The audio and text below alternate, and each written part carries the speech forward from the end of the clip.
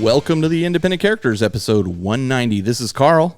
This is Jody. This is Matt. And that is Matt. And Matt, you have not been on the show before. And in fact, sort of new to 40K. Yeah, very new to 40K. But we're going to get into that in just a moment. This episode is our show of force, the Insidious Curse, all about the Genestealer Cults. So some of you might want to prepare your wallets, including myself. I got to tell you, by the time we got to the end of this thing, I was in a little bit of trouble. I was, you'll hear when you'll hear the part where I break, actually. So, Matt, I want to talk to you a little bit about kind of joining 40K, how you came about this path, and a little bit about yourself. So, as a gamer, board games, frequently. Yeah, I mean, I've been playing games my whole life since I was a little kid. My mom and I played board games, and then eventually, many years later, ran into Jody. Okay, and you guys work together. So we work at the same school. Okay, and if you know Jody for long enough, I think there's a pretty high likelihood that you'll find your way into the 40K scene. Okay, at least if you have a gaming background at all, right? The Insidious Curse. That's my new nickname. You tried for a while. Like, I remember when you said, my buddy Matt, yeah, I broke him. He's finally going to start. Yeah, thank you, Shadespire.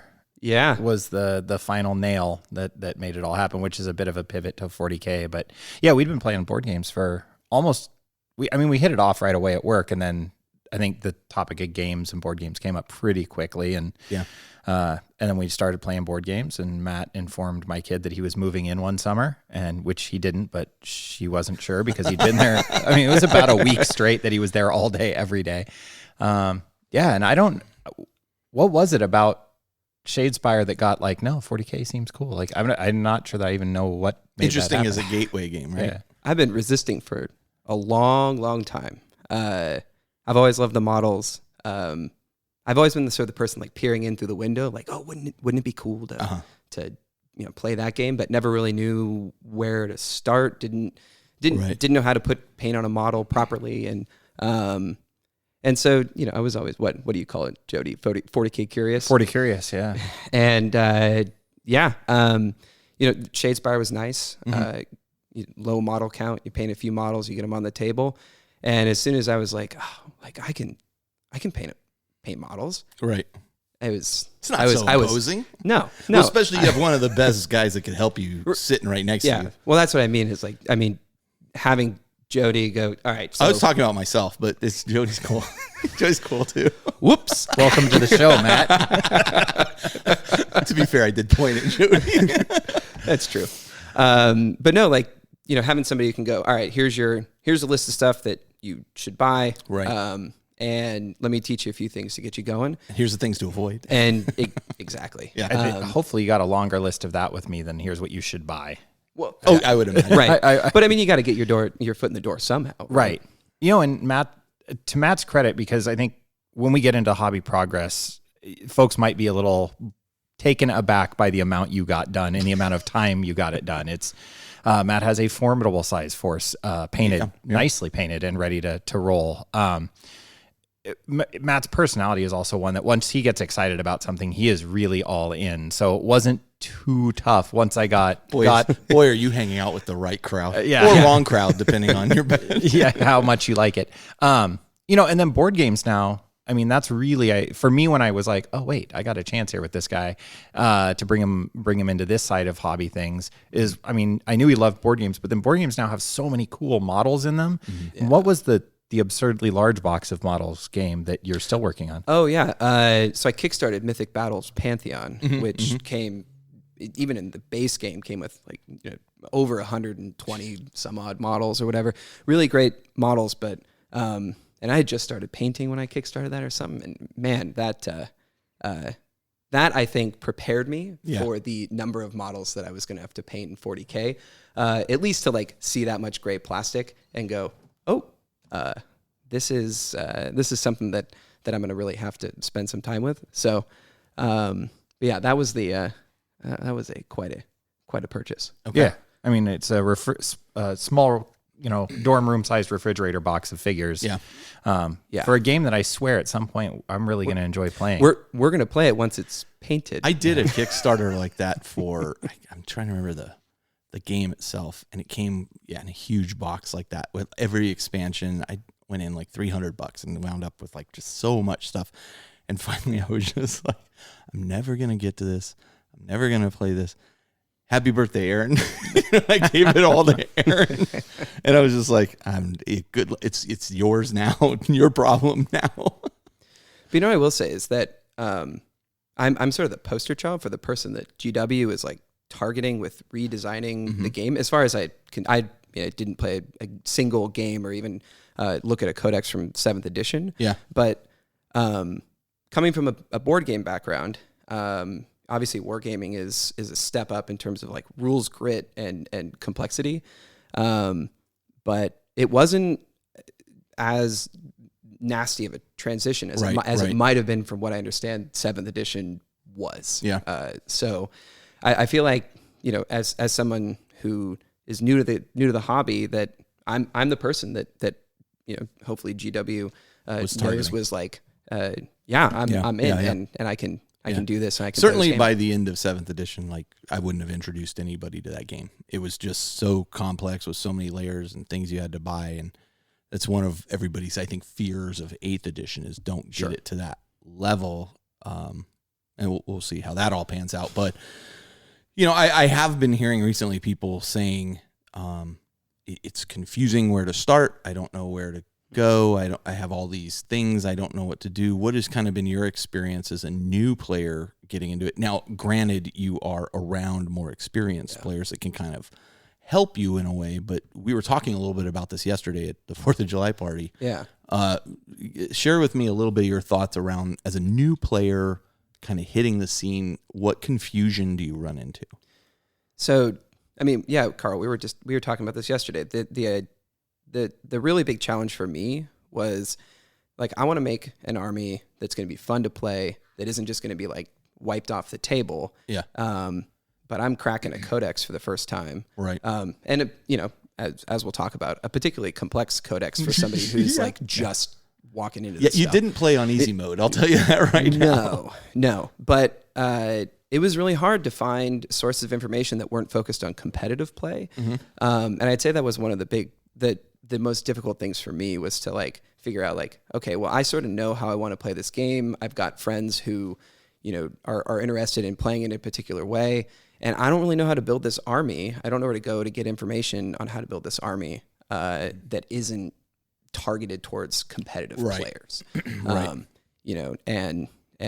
finding out how to like maximize, your points values and stuff like that. I'm like, whoa, I'm playing power level. I don't. Yeah. So do you, because we've talked about this a little bit, do you feel like, did power level make that any more or less daunting? That's an interesting question.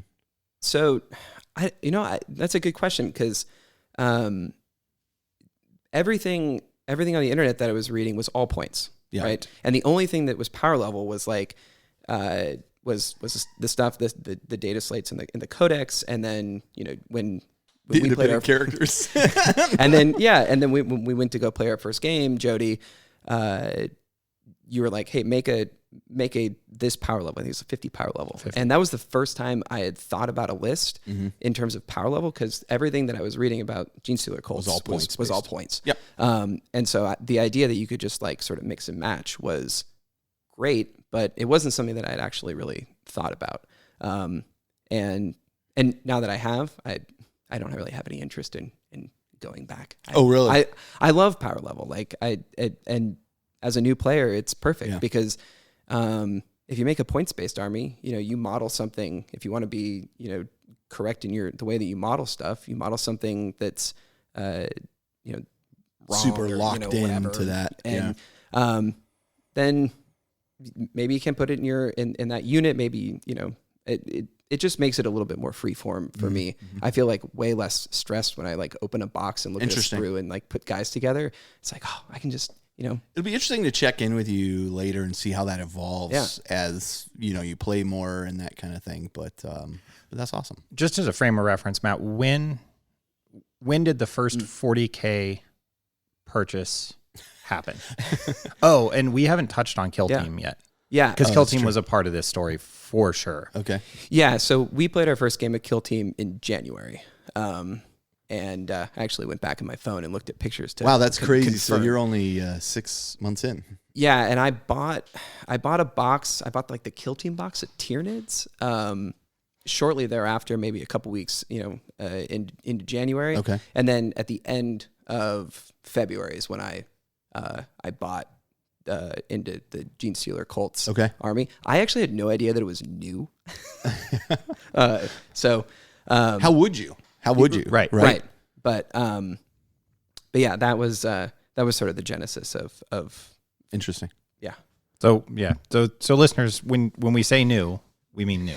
Yeah. But not only that, I think that's an interesting point that you bring up around Kill Team. We have talked a long time about how that is a easy entry into it. It gives you a little bit of flavor of how that army works. You're not, whole hog invested. Like, thank God when we initially started playing, I didn't do Tau because that was just like, it didn't play towards what I enjoyed. And I didn't realize at the time, and I think they look marvelous. Like, I really like the look of them. And I was like, oh, maybe I'll do Tau. And then somebody else in the group was like, well, I'm going to do Tau. And I'm like, well, I don't want to double up on that. So I guess I'll do Space Marines. Ultimately, I found out, Space Marines aren't really my favorite either, but they're closer than Tau. But had I had Kill Team available at the time, I could have just had like a group of Fire Warriors and something in and play. Go, well, do I like this? Do I not like this? I don't know. Without a huge investment. So Yeah, and once again, poster child for the Kill Team easy entry into like, do I want to play Tyranids? Maybe not, but so GW may know a little bit about what they're doing with that Kill Team. Look, like at data point of 1, but it worked on me. So I will say the funny thing about you two is now we're 6 months into it. Apocalypse is just released tomorrow. Today's Friday. Friday. So tomorrow, Apocalypse is available, and you're already like, I gotta get these Apocalypse boxes. I'm like, oh my god. I went full stupid on the pre-order. That's incredible. That's incredible. I just want to see the baby case, because you can fit at least like 3 babies. I'm going to show you after we record. I will show you my Tyranid collection, which is over there if you haven't seen it. But then I'll go show you the drawers and drawers of Tyranids that I have that are all just base coated, like 300 Termagants. I think I got two Trigons. I've got like Hive Tyrants. Like I could field a pretty hefty Tyranid armor. I got to paint it. Finish. We know how that feels. Yeah, I got finished painting it. And I'm sitting there unpainted Bio Titan sitting over there. I'm like, Anyway. All right. Well, Matt, thank you so much for joining us. Actually, the reason we asked you to join us, not only because you're new to the hobby, which is, I think, just offers some great perspective, but also you are our only resident Genestealer Cult player at the moment. Yeah. And I got to say, having played Kill Team against them, Jody's been talking about games he's playing against you. Like, I'm eager to, and after having done all the research on this, I'm very eager to play more. So we'll get all into that in just a few minutes. But before we do that, I just want to remind everybody we do have a Patreon campaign going, and going strong. And the campaign for that campaign, holy cow! That's what you're doing right now. That's what I'm doing. Inception. On the Patreon campaign. So we are running a global campaign that has at least 100 players, probably more, probably around 120 players. There in the first month, there were 160 games recorded for it, which is incredible. We didn't see any of the planets change hands in that first month, but I think we are very close to seeing some of that occur now. And also the first event has taken place in the campaign, which is Space Hulk has kind of tumbled into the system, and now that becomes another objective people are fighting for and get some kind of bonus points around that.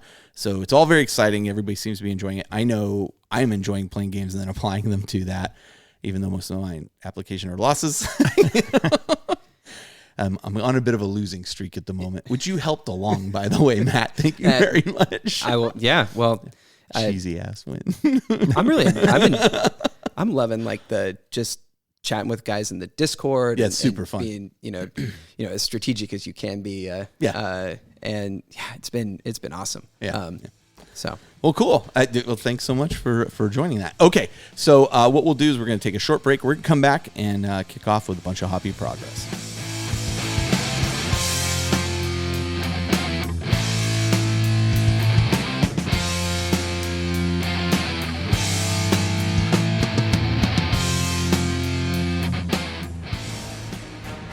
Wargamma.com, where you can get resin terrain, craters, lakes, lava pools, and objectives, figure bases for all types of models, character models including Battle Wolf war mounts and spawn seeds, linked barricades.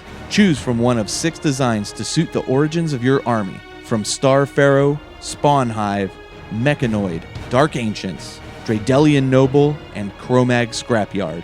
Linked barricade sets include 12 large shields, which are 2 inches wide and 4 connecting walls. Cover nearly a 30-inch line. Sets also include a matching multi-gun turret. Wargamma.com. Alternative battle miniatures. All right, and we are back. We're going to launch into a bit of hobby progress here. Jody, take it away. All right. So starting our Elite Choice section off, but first we want to thank our Patreon sponsor for this episode, Rob Tibbetts. Thanks a lot, Rob, and all of our Patreon sponsors. Carl, what was your Elite Choice? What did you see in the community this past couple weeks? Yeah, so as you just said, Elite Choice is really about what we feel kind of represents the best of the community. For me, it was this goal, and it's so on theme. Like it wasn't intentionally on theme, but perfect. Let's say I planned it. It was Josh Leaks, and he posted a picture of his Goliath rock grinder, which is, you'll hear, is a Genestealer Cult unit. And it kind of makes me wish I played Genestealer Cult because the color scheme choices on it are so good. The weathering he did is really, really clever, and I thought really nice. And he paid a lot of attention. First off, this model has a ton of detail on it, but he paid so much attention to it that there's like this tarp on the back that is painted kind of a sand color, dark, tan on the back. And then it's clearly covering a crate of some kind. And where the tarp is covering the crate, he's highlighted the edges of those corners of the crate, so it really stands out. It's just nice attention to details like that on the paint that aren't obvious to me when I'm painting something, and then when I see somebody else do it, I'm like, of course you would do that. That looks amazing, right? So I just think it's beautiful. Those industrial color schemes, those kind of more drab color tones that are very appropriate, especially to the cult vehicles. Pulling those off and still getting some kind of dynamism and visual interest is always challenging. Yeah. My first guard army, literally, that's why I got rid of it. It was just too flat because I used very military and industrial drab colors. And he's done a fantastic job of balancing the weathering and the detail, attention to detail, and still playing in that. Just a great combination of oranges and the gray, the primary gray with the oranges and then the yellows. Really, really, it works. The whole thing works. Absolutely. Yeah. What about you, Jody? I'm going to go with Jay LaPratt. Jay posted a few pictures of his new and upcoming very metallic Ultramarines. They are either very, very elite as a formation or breaking slightly from Codex, but they are Jay's army, so he can do whatever the heck he wants. They all have red helmets and a very vibrant, deep, rich, metallic blue armor. Jay says of this little project, the post he put up where he showed I believe it's 2 full squads. He says, I know there's been a lot of different mixed feelings on contrast, but they really revitalized my hobby. As I get my doctorate degree, I haven't had a lot of time for painting. So yeah, Jay, that would do it. And congratulations. Hang in there, buddy. These went from sprues to done in about 10 hours. That kind of time I can do. So I'm sold on the contrast paints. And in the long term, the reason I picked this is, one, they look fantastic. He's really gotten excellent results out of use of the contrast paints. Yeah. But in the long term, this is kind of my hope for contrast, is that people who may have otherwise not gotten to their project allows them to get to their project. And I would much rather see painted stuff on the table that has an honest attempt at looking good. And I mean, man, if everybody's stuff looked like Jay, it would be a very different hobby. Yeah. This is a really beautiful looking application, but the fact that he was able to meter that out around his very busy real life schedule if that's what Contrast can offer to the community, I'm all on board, and I think that's great. And and if you aren't aware of what it takes to get a doctorate degree, it's tremendous. Zach Walter, who used to be on the show, was going for a PhD as well, and it is a tremendous amount of effort and time. So with your limited time, this is a fantastic looking. Yeah, this is an army anybody should be more than happy to play with. Is really, really nicely done. So way to go, Jay. Matt, what was yours? Because this puts you in a unique spot, my friend. Yeah, I don't have a Facebook. I don't have any social media other than I'm a part of the Patreon Discord, and so I went to the Tyrannid faction section of the Discord, Which, by the way, not set up by me. That's actually like because of the campaign, right. Somebody went in and created all the faction stuff and their different servers, but it's super helpful. It's super fun. It's great. And a shout out to all those guys on there, and hopefully we do well this month. But I chose his Discord name is Ferret Max. Okay. And did some really cool conversion work. Yeah. A Kellermorph, a Nexus, and a Clamavis, which we're going to talk about later on for sure. And in particular, the Kellermorph, which is like actually hard to get your hands on because it's only available currently in the Kill Team box. I will say this, like as far as building an army, the Genestealer Cults is not a cheap army to build. Mm-hmm. And welcome to 40K. No, yeah, but true. Keep going. I didn't mean to interrupt. No. I did, but but I'm sorry now that I did. I'm going to keep interrupting like this. This is perfect. This is great. I'm sorry, Matt. Keep I'm going. so glad I showed up today, Carl. What a host. Matt, what were you saying? Where was I here? Kellermorph. I'm trying to give somebody some compliments, and I'm interrupting. And you're interrupting me. That's all right. We'll just we'll talk about it on the Discord. Anyways, his Kellermorph is awesome, and he just as a new hobbyist, like seeing people do kit bashes, seeing people do conversion work, it's inspiring to me to like, you know what, I'm gonna go in there, I'm gonna hack some plastic up, I'm gonna take this, take that off this sprue or whatever. And Matt, the thing I interrupted you on, you were saying that doing this army is not a cheap endeavor. Oh yeah, right. And like it's cool to see guys pulling together good quality models that look nice, and I'm sure that part of that was just again, the Kellermorph, it's hard to get your hands on. Yeah, that's you like chop a bunch of other stuff to get one. It looks great. So yeah, it's actually cool. And the neat thing about that, honestly, is now his Kellermorph looks different than every other Kellermorph out there on the table. And it is a great conversion. So I mean, in a way, it's almost better now, right? Like I have a converted Karn, which is the only thing I kept out of my World Leaders army, and it doesn't look like any other. Well, it looks like a couple other guys' Karns, because the guy who did it originally, I was like, I want to do that, but it looks fantastic. It is nice, and it gives your army that unique snowflake kind of appeal that I love so much. So yeah, and again, it's been really great to immerse myself in a community of people who are interested in doing unique and cool stuff. Yeah. And so shout out to Ferret Max. Awesome. And awesome. Hopefully keep doing good work, buddy. Well, thanks for finding an alternate route to get to that, because I know what I was going to do. It's very hard to invite you to parties when all we use is like Facebook events and all that. Like, yeah. Hey, and Jody, could you please invite Matt? I'm standing strong. You are good for you. I have little to no internet presence. Yeah. Which is where we found my picture for the show. Yeah. Yeah. Those of you who like your nuggets, go look for that one. Yeah. All right. Jody, let's launch into hobby progress, and let's start actually with you. We'll go you, Matt, and then myself. Okay. So what I finished painting in this last routine, and I'm going to try and limit myself to that for a little bit here.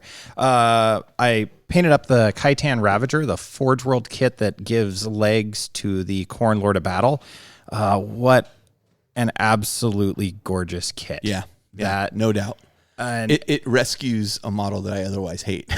there are some elements of that Lord of Battle that I really, really like, and there are certainly some that are problematic. And it's unfortunately the combination of those elements that don't do it any favors. So I got that guy together.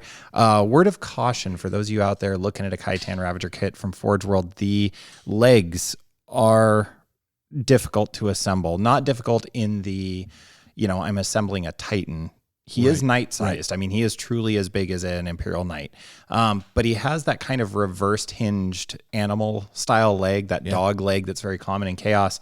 The problem is... We're about to see that in Chaos Knights coming out. Yes, indeed. Yeah. And I'm actually really curious to see how the plastic kit handles that leg angle. Yeah. I'm sure it was inspired by the Forge World kit, like without a doubt. Oh, absolutely. Yeah. And I think it looks super. I think it looks dynamite. I think it looks super good. So on the Ravager, you've got a ball joint at the hip, which is fairly predictable, but then you have 3 leg segments that are the lower leg, the mid leg, and the upper leg. And other than just a floating kind of wishbone, if you will, set where there is a peg and it fits into a rounded hub on each side of a kneecap or of outside of a knee. Yeah.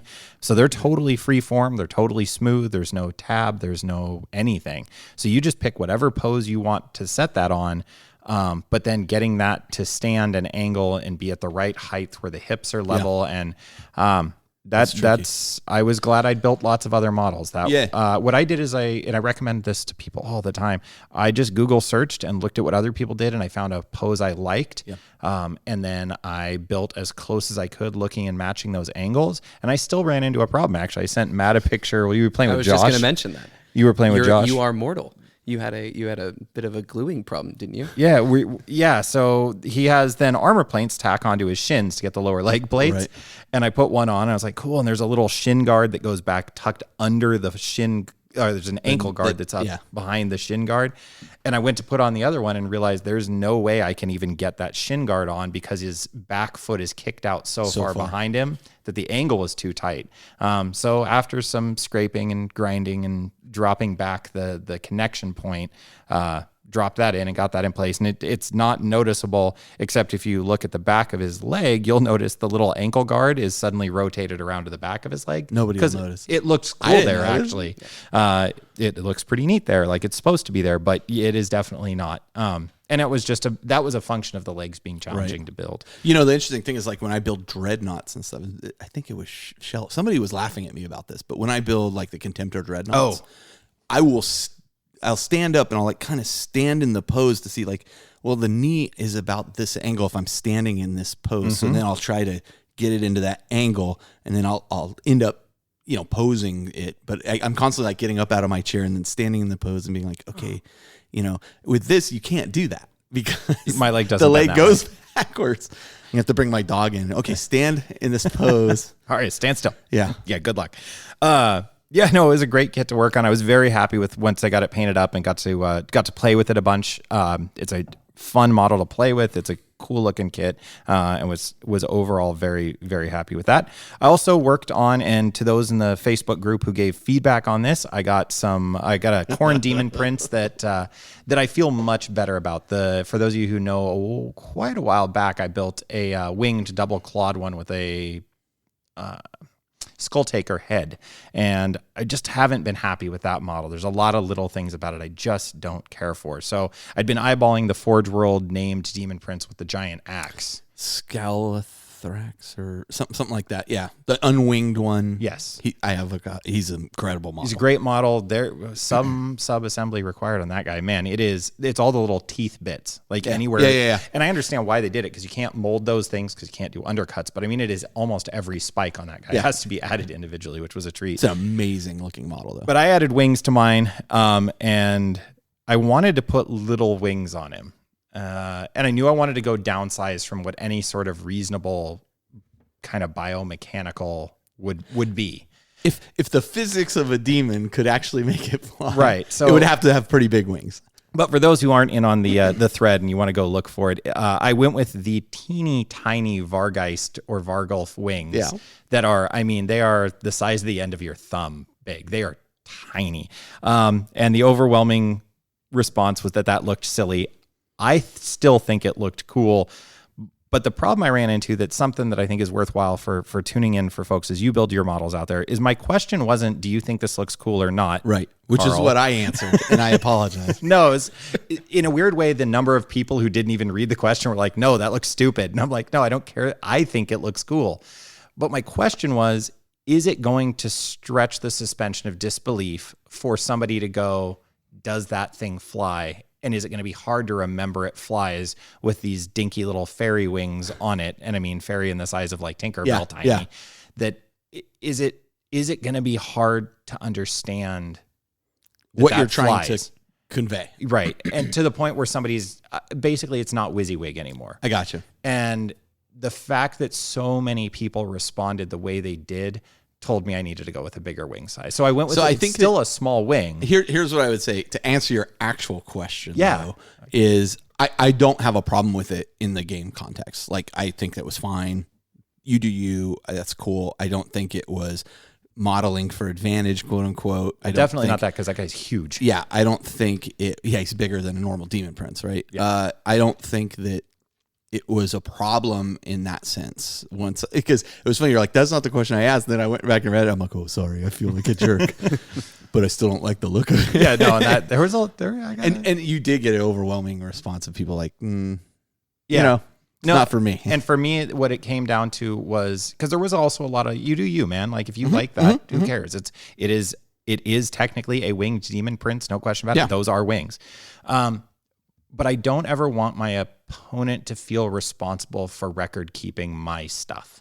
Yeah, I don't even think it bordered that, to be honest with you. But it did for me. Like, I felt like that's why I made the choice I made. Is I felt like this is asking, if I have to ask and it's that divisive, then there may be a situation where somebody goes like, oh shoot, wait, that flies. That's right. And I was like, did anybody push back and say, no, this isn't appropriate for a winged demon, other than the aesthetic choice, right? A couple of people had points about, that could be perceived as modeling for advantage in that sense. Not in size, but in that it's easy to overlook.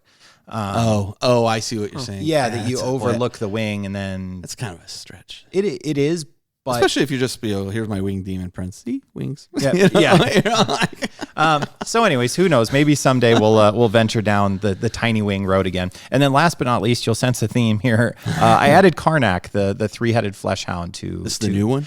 The new one, yeah. And again, we talked about this in an old episode. I say air quotes new one, because I don't think those kits are as new as they feel. The most recently released one. Most recently released ones. Yeah, I really, the more I look at them and mess with them, I think those were sitting on GWs. These have been done for a while, but we're not sure why to release them. Yeah, probably. Because, they do things so far in advance. I think those have been around for a while. Okay. But, those are all the things I got painted and finished in the last few weeks. Matt, your first hobby progress, what have you been up to? In the last 6 months. Yeah, let's do this. Well, actually, I wanted to preface this by just really quick running through what my thought process was, because I'm only going to go over the stuff that I just recently painted. But since the end of February, I've painted a pretty substantial Genestealer Cults army. Roughly how many power level would you say that army, if you all combined? At least 125. Okay, so well into almost 2,500 points. Yeah, worth. Yeah, it's a big army. Yeah.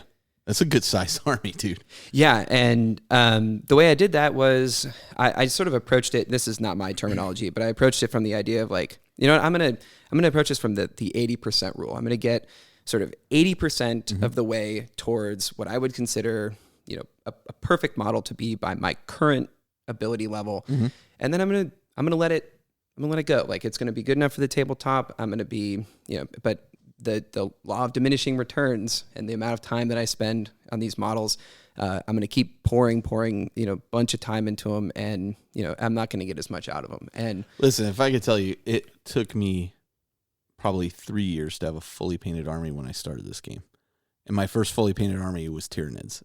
After I'd had Space Marines for a long time, you are well ahead of the curve in most cases. And you were really smart. Well, I think it'd be valuable for people listening to hear, what were some of the very specific marks you went, what is in that 80%? Because I think you were really, really tactical about your min-maxing, for lack of a better term, so that they felt tabletop ready, but they are and in some cases, and I'm not being negative, this is going to sound negative, but it really isn't, 60% done, like in some of those units. Yes. But there would never be a point where I went, oh, that's not appropriate to be playing with at this point. And I know listeners, I just said it's not appropriate to be playing with. For our group. For our group. You do you and enjoy your hobby your way. For us, that's fully painted. Okay, for me. I'm with you. Anybody I'm with else? Anyway, Matt, sorry, Sure. before I say something else. We have like a whole bunch of Yeah. sub rule 2, sub rule.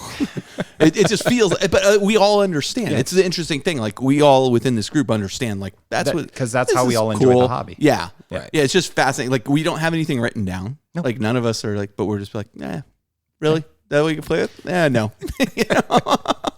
Yeah. No, and I will say this: a part of the 80% is black rings on the bases. And Jody, I showed up to our first game, and I thought I had painted all of my bases black, the only color that you're allowed to paint your bases, of course. Okay, that is not according true. Sure. according to Jody. That's not true. My orc army is not black, and I'm very proud of it.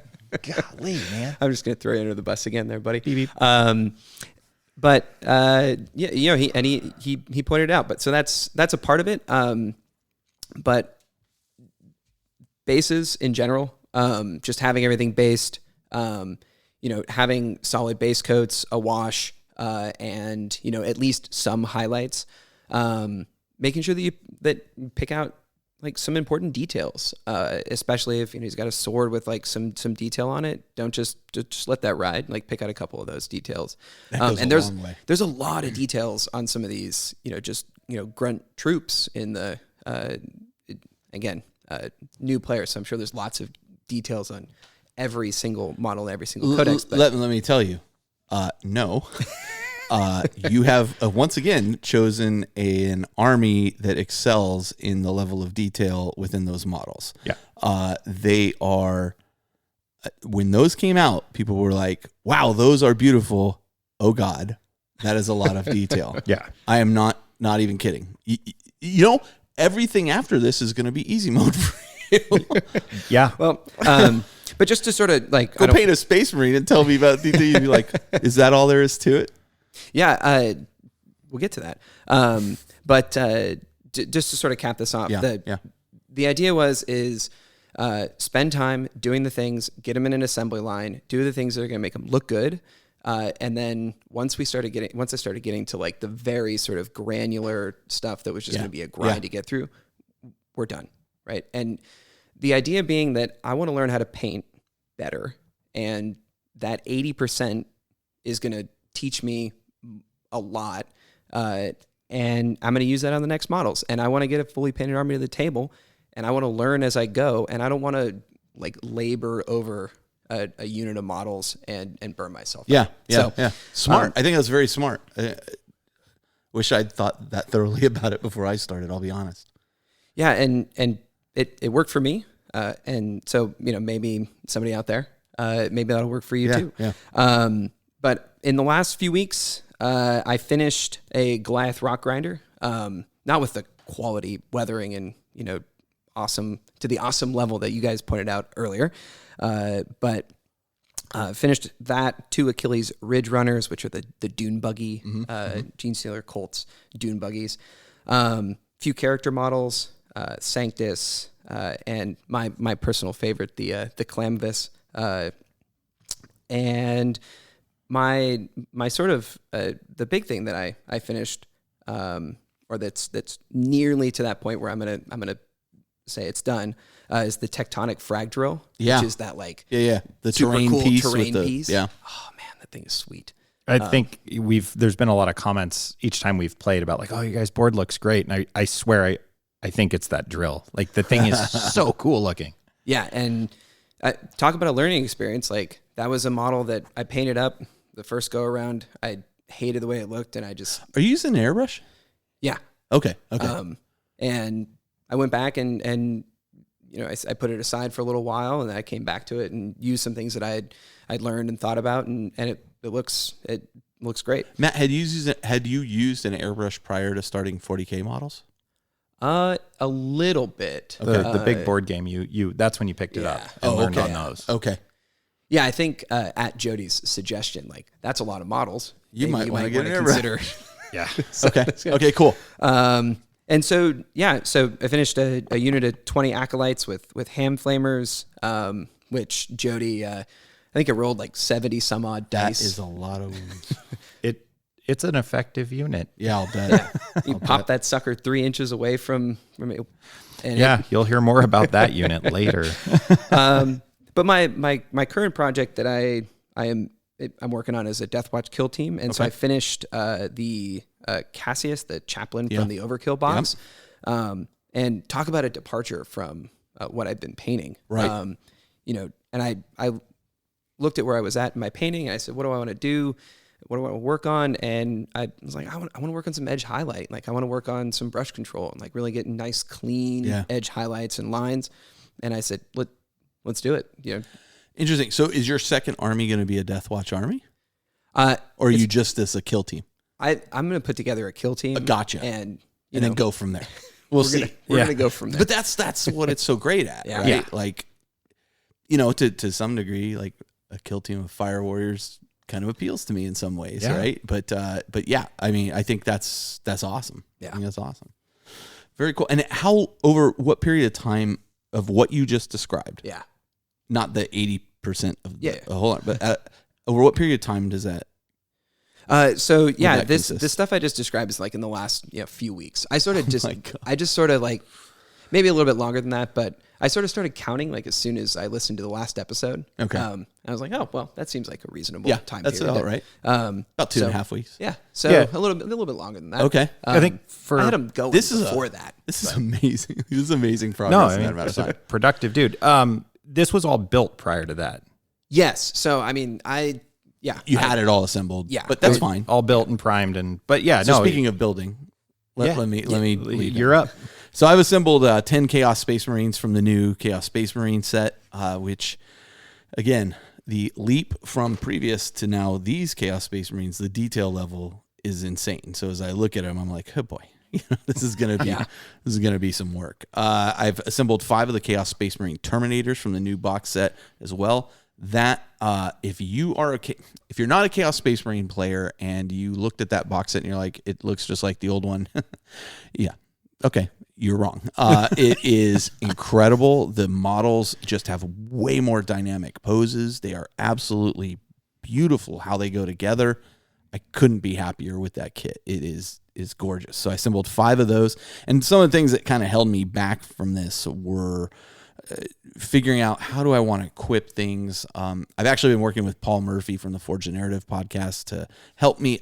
I don't want, again, a hyper competitive list, but I don't want to build something, as you said, Matt, that I then put on the table and then just take off the table because I'm like, oh, well, I really should have added X, Y, or Z. Sure. With my 1,000 Suns, that was my first experience. And then I was like, boy, now I see why Zangors are so important.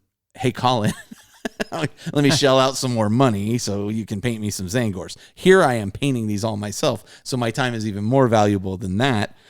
So I just want to make sure I'm building a list of units I want to use. So in working with Paul Murphy, I was like, look, I want a Black Legion list. Here are the things that I have to have in it for me to consider it a Black Legion list. I recognize in a tournament setting, that's not going to pull any weight. I don't care. What else should I add to this to be at least punch my opponent in the face a little bit as I go down, right? So 5 Terminators. I assembled the Creature Caster Demon Prince, which is kind of the stand-in for Bellicor. I'll put in a link in the show notes for him. I really like this model. I think he's bigger than Bellicor. He's going to kind of be my Demon Prince for my Black Legion force. I'm excited to paint him up. The details on him are just incredible. I assembled and made a bunch of super sculpey bases with Shell's help, actually, using the green stuff roller. We had rolled those out before, and now I've actually broken it up, put it on the bases, put sand around it just to see how it's going to work, if this is how I'm going to base my Black Legion or not. Still undecided on that. I'm kind of looking for a really good base solution. It's going to come down to test painting one because I've got some ideas around making kind of the runes glow on it a little bit, but that's pretty involved for basing, and I don't know that I want to do an entire army that direction. There's some tricks to that. Yeah, there's tricks to everything. I'll take whatever advice you have on that one. I've also been on a 3D printing spree. As you know, I got this 3D printer, the Prusa 3D printer, which is just awesome. I found on Thingiverse a bunch of free stuff. And while I may not be a huge fan of Tau, I am a huge fan of boards that are non-Imperial because we play on a lot of Imperial boards. So mixing in with some of those, I found some great stuff that represents Tau. I've printed out 3 of these Tau kind of towers, 4 of these Tau sensor array things that are really, really cool. Those are awesome. And then 3, or rather 2 kind of Tau bunkers that I can glue together. I've glued one of them together at this point. I still have a piece of mesh I need to paint or print out to go in them. But they're really, I want to kind of mix them in with a forest or rock or whatever. They could fit anywhere and just be kind of a leftover base that's been abandoned or something along those lines. I've also printed out 3 large Adeptus Titanicus buildings for the Adeptus Titanicus game that we're playing that now Jody is now playing too. Yeah. Well, I'll be addressing that in a few moments. And then for Kill Team, I'm kind of working on this. It's kind of a secret project at the moment. You'll hear more about later. But I did create a kit bash out of the new Terminator set, a Chaos Terminator Sorcerer, using all these bits I have that I've added scrolls to and all this stuff. And I'm really happy with the way he came out. And that you'll hear more about that later. But that's just a small Kill Team, which is kind of nice because that'll feed right into my Black Legion anyway. So I still see it as progress towards that. And then I purchased a bunch of contrast paints.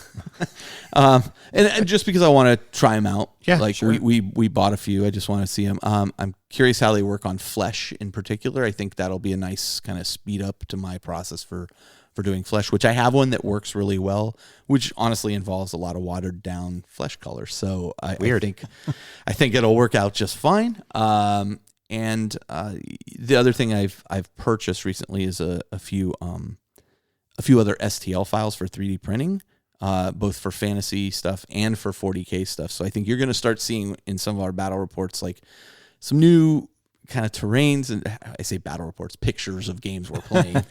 You're going to start seeing some new, pretty interesting terrain that we're starting to build. So yeah, so that's me. Okay. Moving forward, what are you kind of continuing to work on, Jody? Where are you going from here?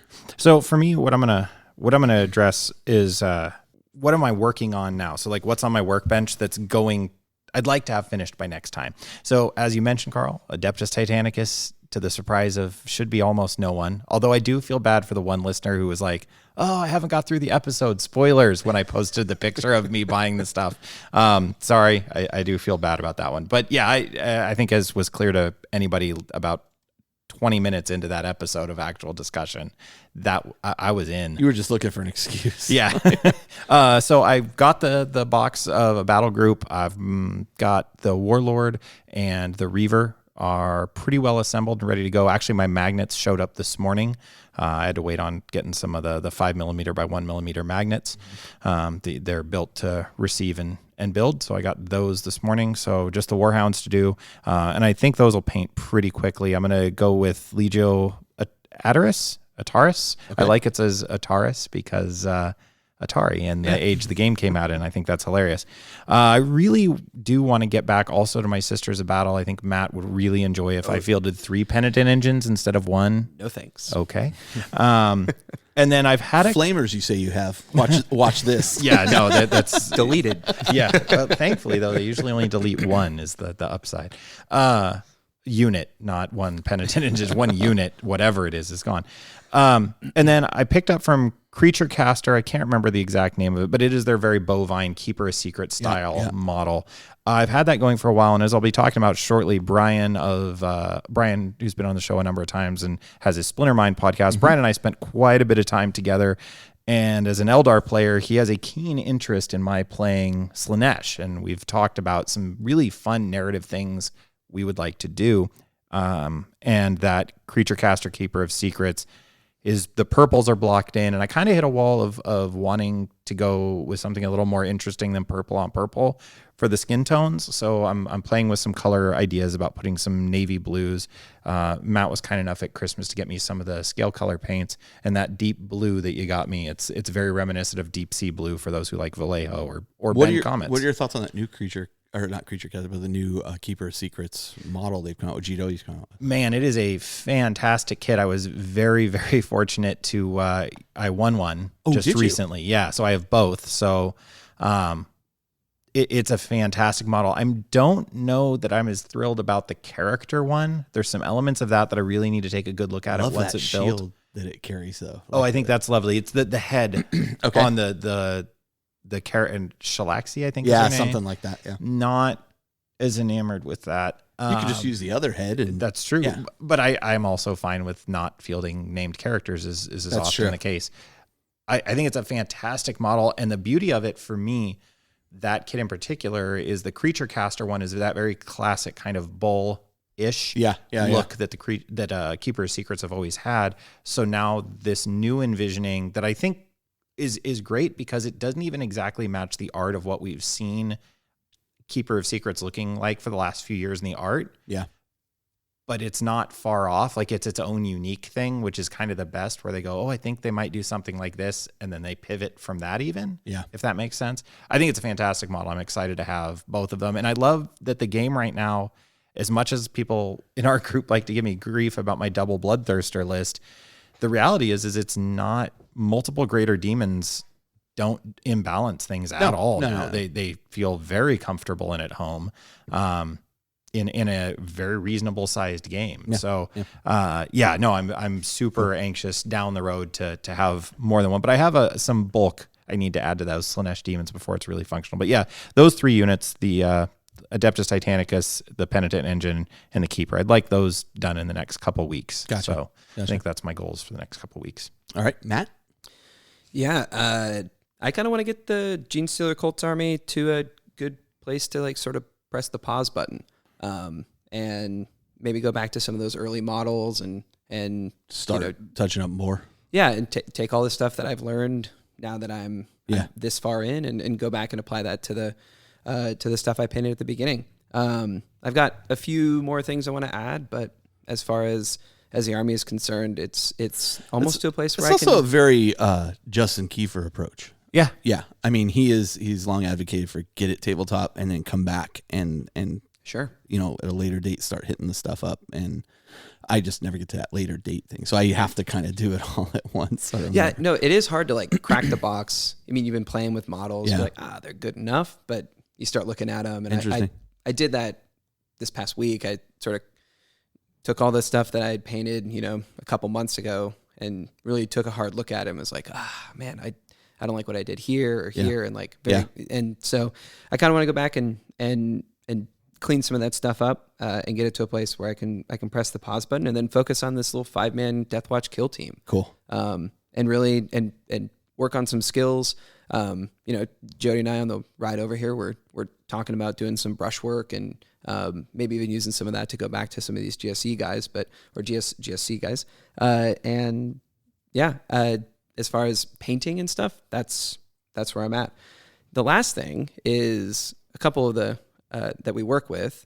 They have some kids who I was trying to get rid of some old models that I had put together and didn't think I was going to use. Turns out they were some of the Deathwatch Overkill, right? That's correct, right? Yeah, that's the box. Yeah, there's some of those Deathwatch guys that I gave them. It was like, you know what, I kind of wanted those. But I gave them to them, and they were going to paint them up, and so. Do you still need some? No, I'm okay, because I can hook you up. But yeah, so they were really excited. They've been, doing some painting, and I want to try and get them to, get them on the tabletop, and Jody and I can go over hadn't there. even considered that, like, going back to Kill Team just for a minute. Like, I haven't even really considered that for parents as well. Like, this is a good entry for kids in the game. I mean, previously, to get into 40K, if you walked into a Games Workshop store, which would happen often, like usually they walk in, they go, "Do you guys sell video games?" Right. And the Games Workshop, you're like, "No, that's next door," or whatever. But the kids would become enamored with the models, and the parents were like, "Oh, well, maybe this is something Johnny or Sally can get into." And then, I'm sorry, how much is that to get started? Yeah, how about no? But Kill Team is way more accessible, and then Johnny or Sally can start building on that at holidays and birthdays and that kind of thing. So I think it was you, Jody, that said at some point, maybe it was on the show or we just in conversation, that Kill Team is the go home, paint this box of Space Marines, and come in and play. Come back, and you can play. Yep. And that's literally what I told these kids was like, you get those, you paint them up, and glue them to the bases, and we'll start playing. Let's roll some dice. Yeah. So, that's awesome. They're teachers. They've got the summer off, and so awesome. We're going to hopefully roll some dice with some looking some forward to 40K that. youngsters. Right. For myself, I'm actually going to start putting paint to model finally for the Black Legion stuff. So I'm looking forward to that. And I need to settle on the bases before I go too far. So that was what I was talking to you about, Jody. So I'll be interested in what kind of shortcuts you have for that. And then I'm going to keep printing out terrain. I'm determined to earn my money back on this 3D printer. And the more terrain I build, the more I feel like I'm progressing towards that. One thing I didn't mention though was that not only did I print up those 3 AT buildings, I also painted pretty much all of my Adeptus Titanicus terrain. Although I would say using Matt's technique, I'm about 80% of the way there. There's a lot of metallics and things I want to go in and fill in and that kind of stuff, but they were on the table. They were playable before we started. No, it looked playing. great. Yeah. You were going to say something, Jody? About your Black Legion. Yeah. Did you settle on your black yet? Well, we'll see when I start it. Okay. I'm going with kind of Brian Harvey's suggestion, again from the Splinter Mind podcast, I want these subtle blues in it.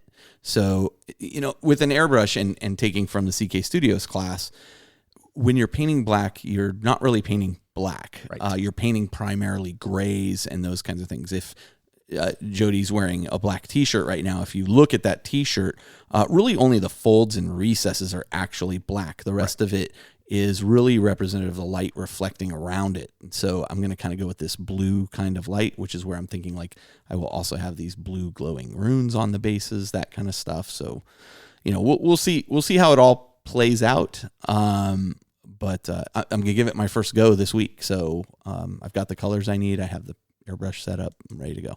Cool. I'm anxious to see you get Yeah, I am too. Because I want to get them out on the table. Those models are just sick looking. So I'm super excited about it. Let's go into games played. And Jody, do you want to go last? Last, yes. Okay. So let's go. You know what? I'll go me, then we'll go Matt, and then we'll go Jody. So for myself, Adeptus Titanicus, Jody, we were glad you showed up. Yeah. To hang out, but you weren't quite ready to play yet because you're still assembling your stuff, which is fantastic. But it was myself and Austin and original Austin and not IPA. We always have to designate that. Anyway, we'll come up with something. Anyway, original Austin, myself, and Josh, and we did some 3-way action with Adeptus Titanicus, which was just, again, continues to be highly entertaining, highly fun to see things getting wiped off the mat.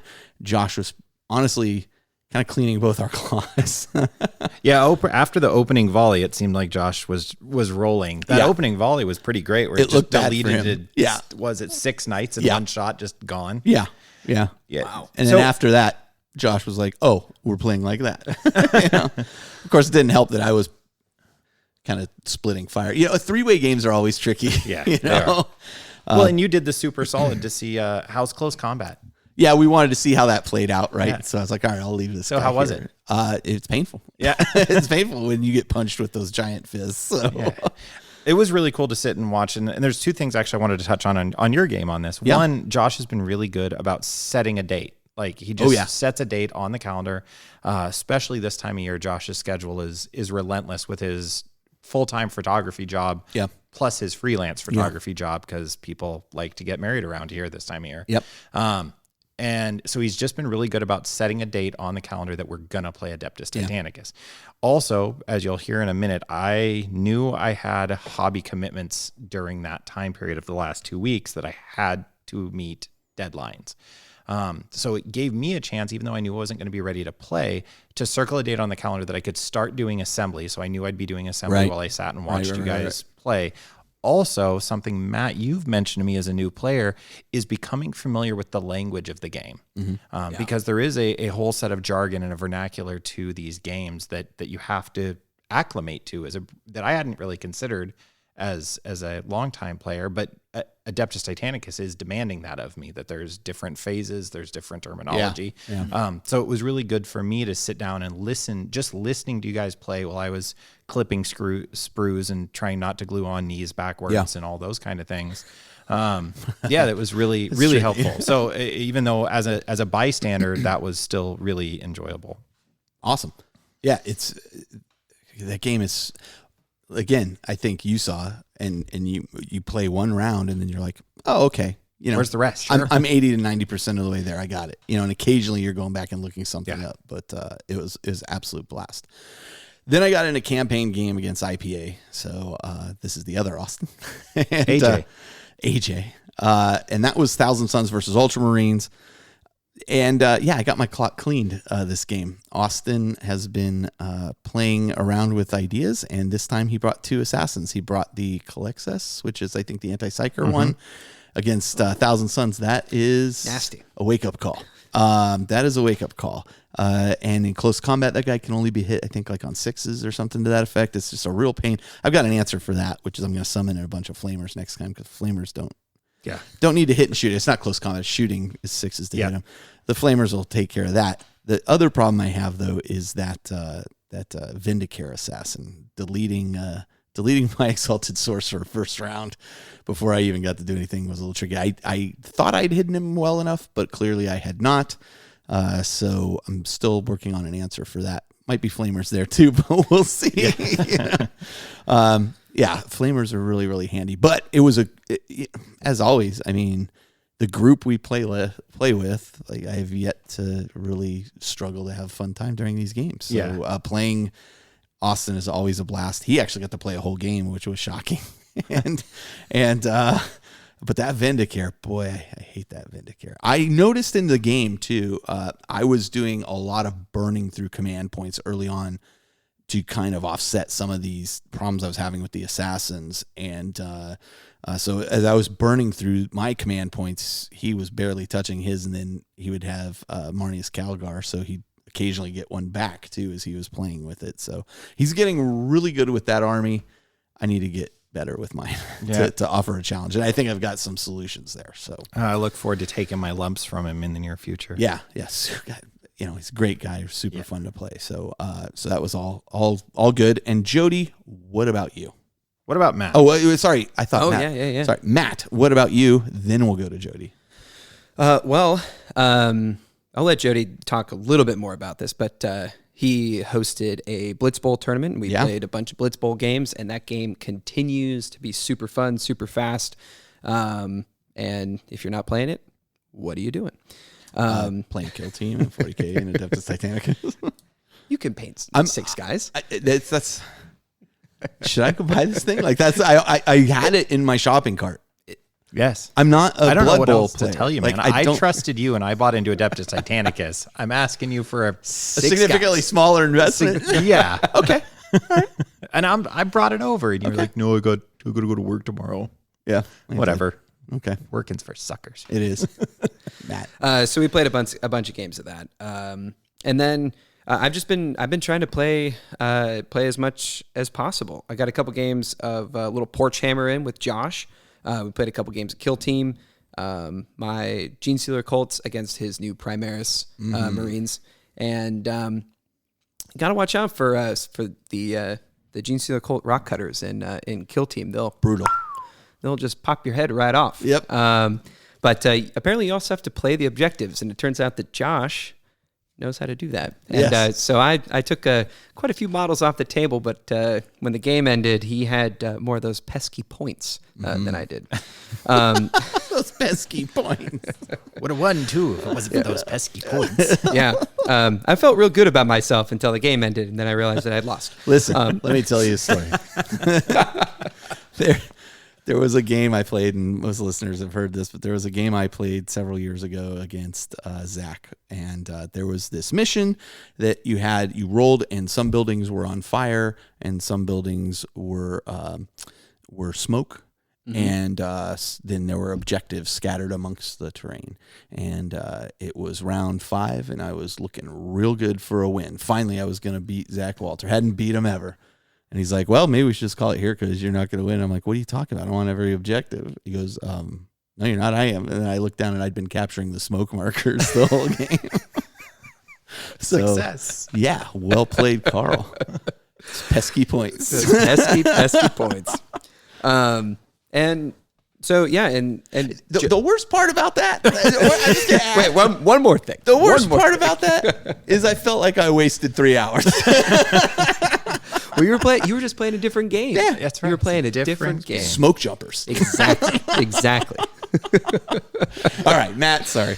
Yeah, got to play a couple full 40K games against Jody's Demons. And I'd like to, he's going to talk about this in a second, but I'd like to think I was training for that event that you went to. Yes, indeed, you were. And we'll probably talk about those games throughout the show. These were all Corn Demons? These are all Corn Demon games against my Genestealer Cults. And I'm going to reference those games as we go along, probably while we talk about what the units do and yada, yada, yada. But the second game we played, that last game, was the first time that I felt like I actually knew all my rules. I played the army sort of the way that it was supposed to be played. And what was the outcome? It was a draw because the mission was horrible. Yeah. Otherwise, Matt, pretty well. It would have been interesting to look at remaining power level, which I don't think we did. No. But it would have been very, very close or Matt's victory. Interesting. Really, really a good game. And super fun. Ended on some very comedic dice rolls with fail. You're really good at failing charges, man. It is your go-to move. Yeah. If my Blood Bowl move is triple skulls, yours is the failed charge. It's an army dependent upon charges. Yeah. No, that game was the psychic. You were corking off 11 plus psychic tests left and right. Yeah, like it was my job. And then you had to pass like a 5 to get somebody to move and charge, and nope, couldn't do it. Not gonna happen. Corn finally kicked in there. Yeah, it's true. I had the psychic phase all to myself that game. Yeah. Very nice. Those were super fun games. And then I got a couple kill team games against Cliff, who's a guy that Jody and I game with. Ran into him at Games Workshop the other day. Also new guy. Yeah. He has just picked up his first Blood Angel squad to start an army proper. Yeah, I think I was there when he bought it. Very excited. Sweet. I did not know that. He was playing first game. He painted up some IG guys, some Imperial Guard, and I was playing some NIDS, and I think we had, I don't remember how many models we had. I said it was over 20 models. It's something like that, because he had a bunch of guys. I had like 12 Hormagaunts and 2 Genestealers and a warrior, and just it was great. I'd never had that many models on the table for a kill team game. It was for a kill team game. I don't think we'd said that yet. Yeah, with my kill team game against you, I was like, oh, that's a lot of dudes on the table. We actually played one of the narrative missions, and that was super fun. We played another game that came right down to the wire. So I continue to think that kill team for an afternoon, a couple games, it's fantastic. And I have to say, kill team elite is, I think, where it's at. Yeah, like I'm really enjoying that level of kill team play. So, because my hobby, as we'll talk about here in just a second, I've been so condensed. I actually haven't got a chance to play it yet, and man, do I want to. So. Just gives you just a couple more options, which are really just kind of exciting and fun to play with. So I very much am enjoying the Kill Team Elite expansion. So, Jody, let's finally get to you. All right. So why was I stalling? Because I've been busy. I done had me some games.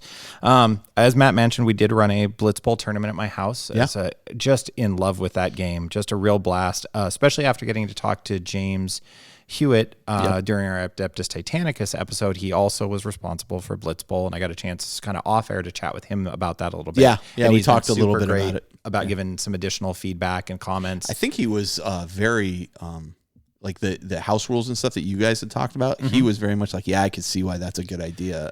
It was interesting to hear his very positive response to your house rules on those. Like, that makes sense. It was flattering and empowering. One of our local gamers who really kind of helped me to how great Blitzbowl was is Chris Wolf, and Chris had identified a lot of those changes early on. Yeah. Actually, I believe it was today or yesterday via Twitter, James Hewitt put up a thread of his thoughts and some background of the story of how Blitzbowl came into be. Yeah. So that was a lot of fun. Adon, who some of you may know, he's got a podcast called Lords and Heroes. Yeah. They just did a Blitzbowl episode literally the day after the tournament. So if you want to hear more about that, go check out Lords and Heroes episode 12, because we're a 40K podcast. We had Michael Dunsmore on that too. Michael Dunsmore's also been on this who show. was at our tournament, and despite what Matt will tell you, won the tournament as and I'll end with the plugging with this. Michael Dunsmore won the tournament, and had only played, I think, 2 or 3 games of Blitzbowl prior to sitting down to this event. So as a testament to how clean and straightforward the rules are, that once you get it, you got it, and you're off and running. And if you have some acumen for placement and moving of models, you're going to be fine. And if you don't, you'll learn them very quickly in a very fun way. All right.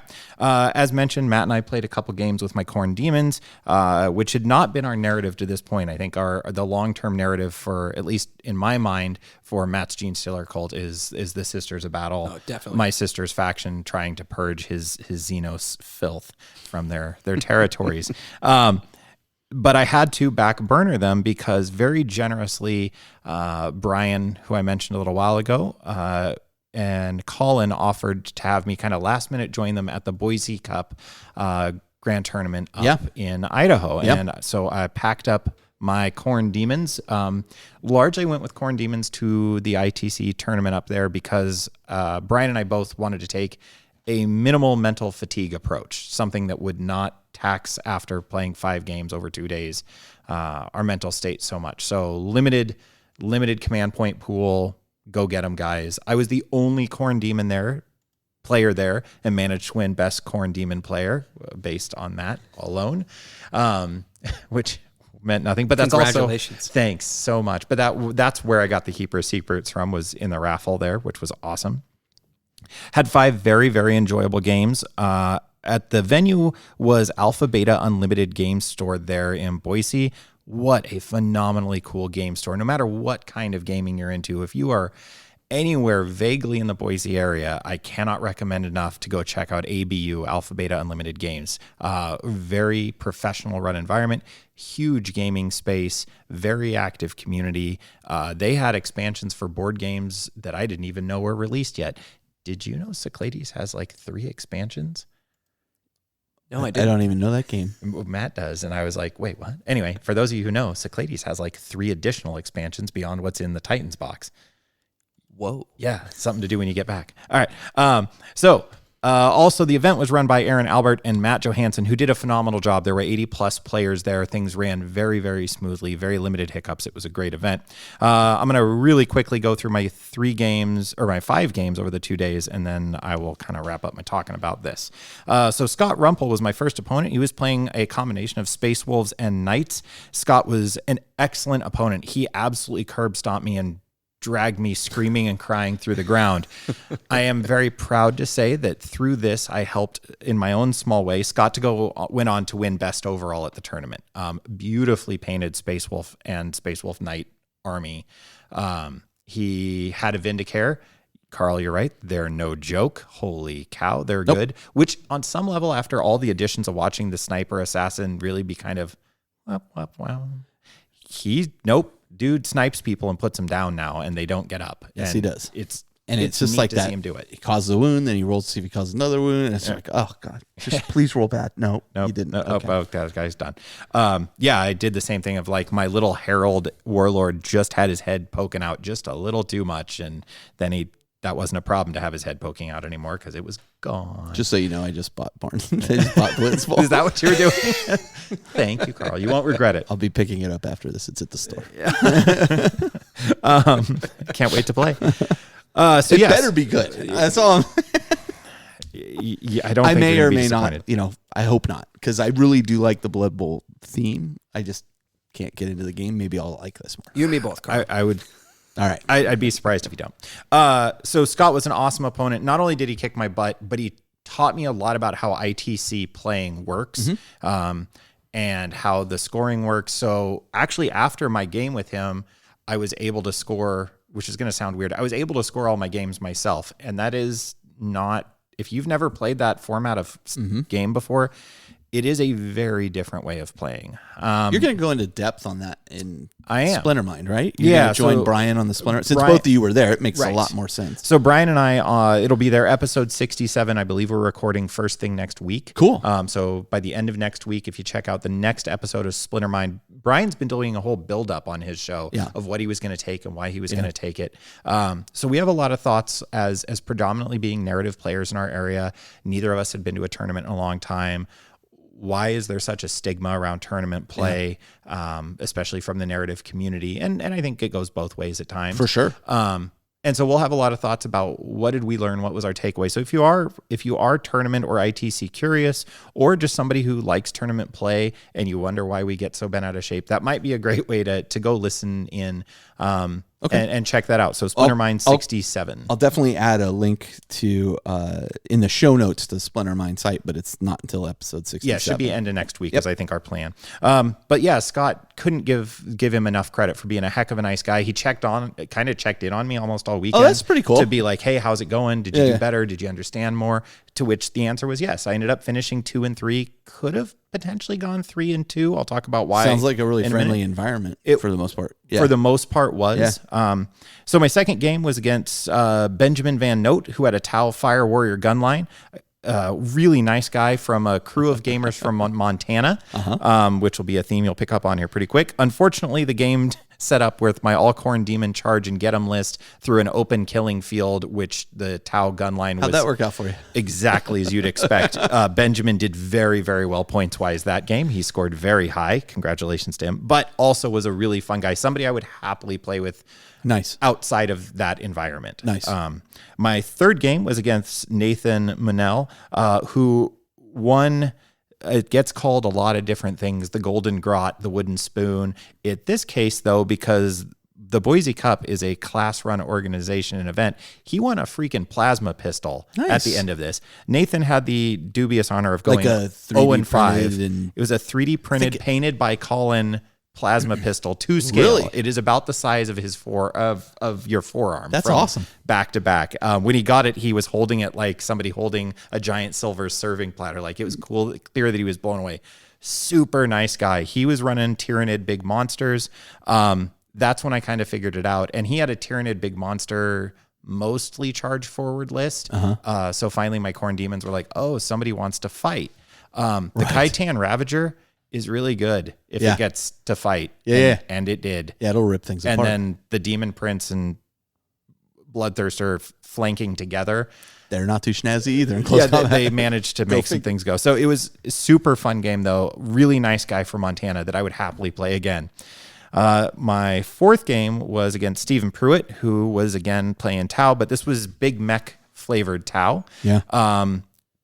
Steven, man, what a super nice guy. And his army was not painted, but his army was not painted because his army had been stolen just a couple of weeks before the tournament. So somebody loaned him an army. He unfortunately wasn't terribly familiar with the rules. And I don't think I realized till kind of too late in the game. And I'm not very familiar with Tau rules. And I didn't realize till late in the game how not familiar he was. So he was fighting an uphill battle the whole tournament. Just to learn an army while playing in that environment is super tough. But I Do you know how his army got stolen?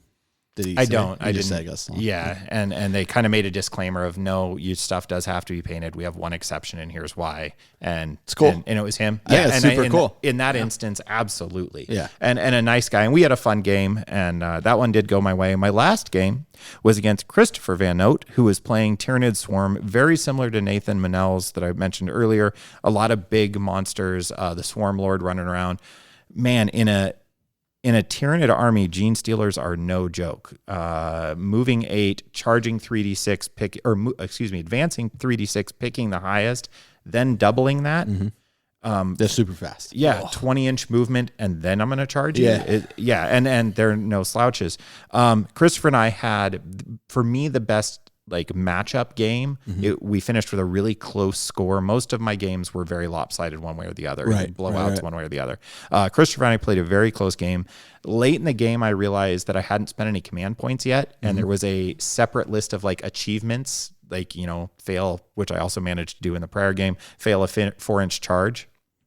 Corn demons re-roll their charge rolls. Right. I had made a successful charge, and then I was like, but I can it. Nope, I can just re-roll because corn re-rolls, and then it'll let me to get around a little deeper into the combat. Right. Oh, let me re-roll that. I only need a 4 to make this charge. Snake eyes. Re-rolled myself into a failed charge. Nice. That's the class move. But I hadn't used any command points in this game with Christopher, and there was an unlock of end with at least 5 or 6 command points still in your pocket, and then don't use any for the entire game. And it was like turn 4, and I hadn't used any yet. And I said, heck with it. I'm just not using them. Had I used them, probably would have made the difference in the game. No regrets, not sad about it, but did kind of get done and look at my record and be like, wow, I could have finished with a pretty respectable showing of 3 and 2. Nice. And maybe not. It may not have made the difference. I mean, dice are a thing. Yeah. But again, super nice guy from Montana. So it's funny. Your notes are literally like super nice guy, super nice guy. Yeah, I literally just cut and pasted in those 3 guys. And then as you'll hear, if you go over and listen on the Splinter Mind, Brian actually played 2 other guys, I believe, from that group of 5 guys that drove over from Montana and had fantastic games with all of them. So the Montana crew that came over, thanks for making it awesome. That's awesome. Aaron Albert and Matt Johansson ran a great event. It was super cool to catch up with Colin, whose army was phenomenal and jaw-dropping. If you haven't seen on the Facebook page, he didn't win Best Painted. And he didn't win Best Painted. Which tells you the level of... Right. Because that guy can paint. Yeah. No, Colin's army is beautiful, beautiful, beautiful. You got Magnus and Morty and Scarbrand and Super Friends Go Smash. And but the army that won Best Overall Painted was also just a beautifully done AdMech army with some really over-the-top freehand stuff. Awesome. And there were a handful of just lovely, lovely armies. So really enjoyed it. And if you want to know more, like I said, go check out Splinter Mind. Cool. All right. That was a lot. That's a lot. All right, so let's do this. We're going to take a break. Then we're going to come back, and we're actually going to start talking about this Genestealer cult thing that's infested Matt. So we'll be right back.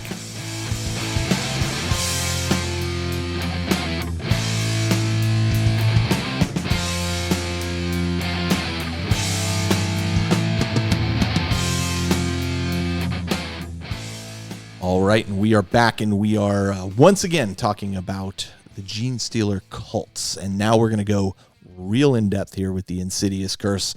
So Genestealer Cults, they had a 2nd edition codex alongside the Tyranids. Like they were kind of in the Tyranid codex there a little bit. Yeah, they got a little shout out. It was kind of and at the back of the book also here's some pages that say Genestealer Cult on the top of them.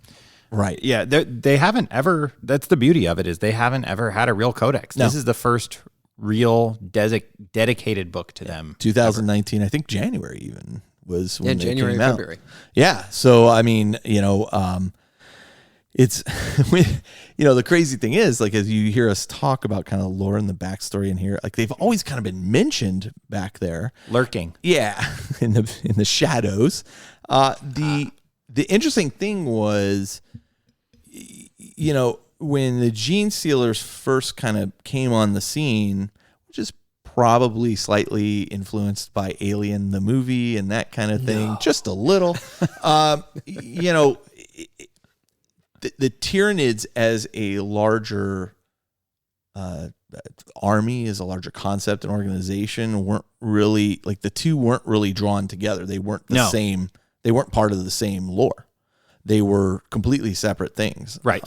And so at some point, the decision was made to say, we need to combine these things. And even as I went through this book and I was reading the backstory of the book, it felt like, the Tyranid Codex came out first. I'm very familiar with everything in the Tyranid Codex about how a Tyranid invasion works and all that.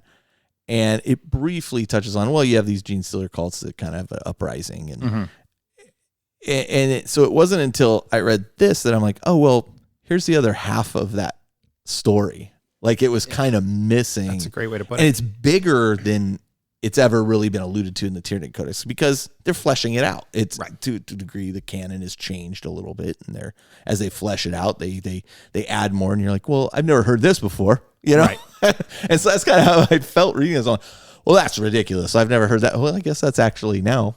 Oh, that's how it is. Okay. Part of the beauty of this whole thing, though, is that even while that's the case, that they're just now tying these two entities and giving you the full what was the guy's name? James Harriet, the rest of the story. Right. That at the same time, the Tyranids and the Genestealers show up in Rogue Trader. They're in the bestiary of the Rogue Trader 40K rulebook. And the description of a Genestealer there, of the Yumgrel Stealer. That is. However that's pronounced. Yeah, I know. I'll tell you what it's not pronounced. It's not pronounced Wog. Yeah. Wog. Okay. Well, I'm looking forward to seeing the ice pick in somebody's ear.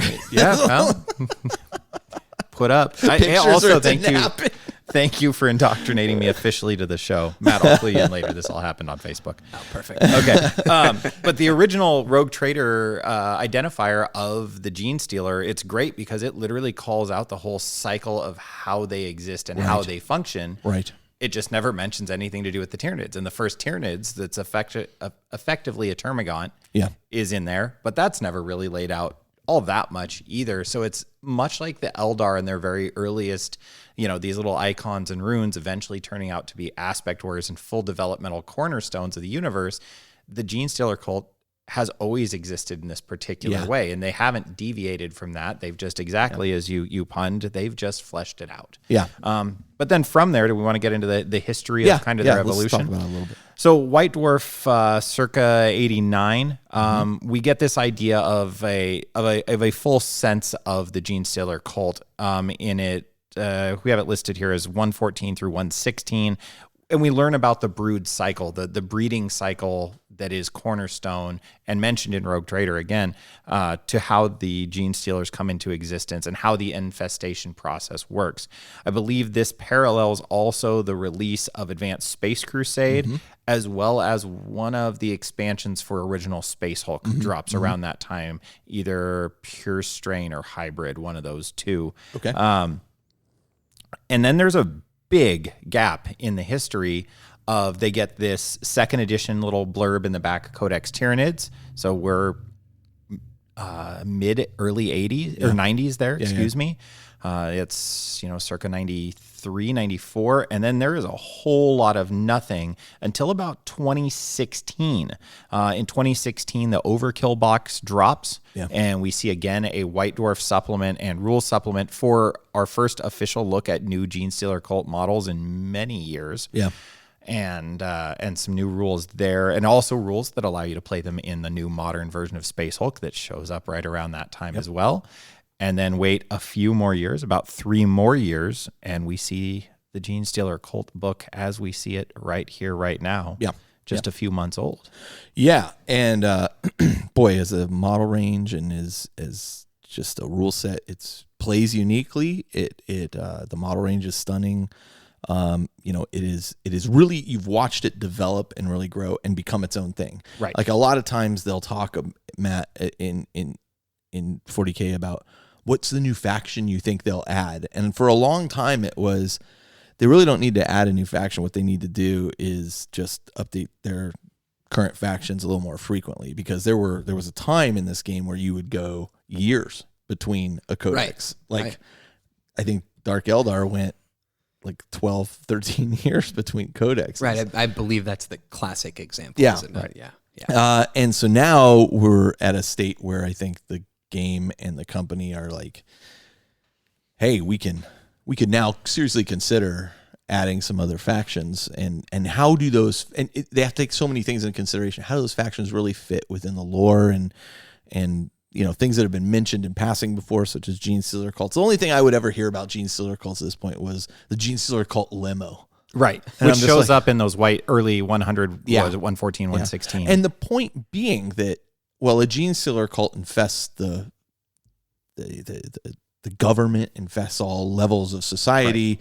And so, yes, of course, there's somebody driving around in a limousine because they're an actual cultist working. And anyway, we'll talk about that in a little bit. But yeah, I mean, from a historical point of view, very, kind of the introduction to them, I think is something people were not quite anticipating, but when it came out, people were very excited to see it. And this is really, I mean, this conversation is really interesting, and doing research on the history of this faction has been fascinating because, like, coming to the game, and again, not realizing that this is a totally new thing, it felt like the lore made sense, and it felt like it of course, like this whole infestation happens, and the sort of insidious part of it is that there is this far off hive mind that's controlling the whole thing, right? Yeah. Which we're going to get to, but it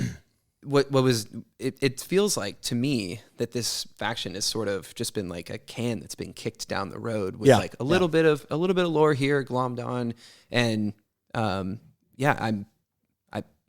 it's been really interesting to realize that like that this is a brand new sort of codex with a brand new fleshed out story. So and the other thing I would say about 40K lore in general, it's massive. Like this hole goes so deep, and I run a show about it, so I kind of live in this area. This and like I take a lot of this for granted now. When I first started reading the Horus Heresy, I was very confused initially. The first line of the Horus Heresy series is, "I was there the day Horus slew the Emperor." I'm like, what?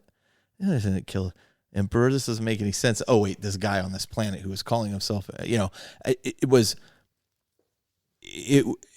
now like I take the understanding of how the Primarchs work for granted and all this stuff. But as I was trying to explain to somebody who recently came into the Astronomicon who is not a gamer, and they were like, "So wait, you paint all this stuff and you play this thing?" And yep, this, I didn't want to go down the rabbit hole, but I'm like, this is, well, how do you, well, you use tape measures and you do this, and everybody has different rules. And okay, so explain it. I go, listen, do you really want to hear this, or do you just, how many hours you got? Yeah, because there's a whole line, like they have a book publishing company, and there's all this backstory. And as I was kind of just like giving them the tops of the waves there, I was like thinking, as much as I realize it's a big story, like there's uncharted corners of it that have, they can constantly just continue to expand it. The galaxy is a big place.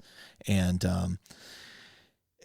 so for them to release something like this feels natural, but who knows what's coming next. Right. But it's always important that it fit into that Gothic kind of theme.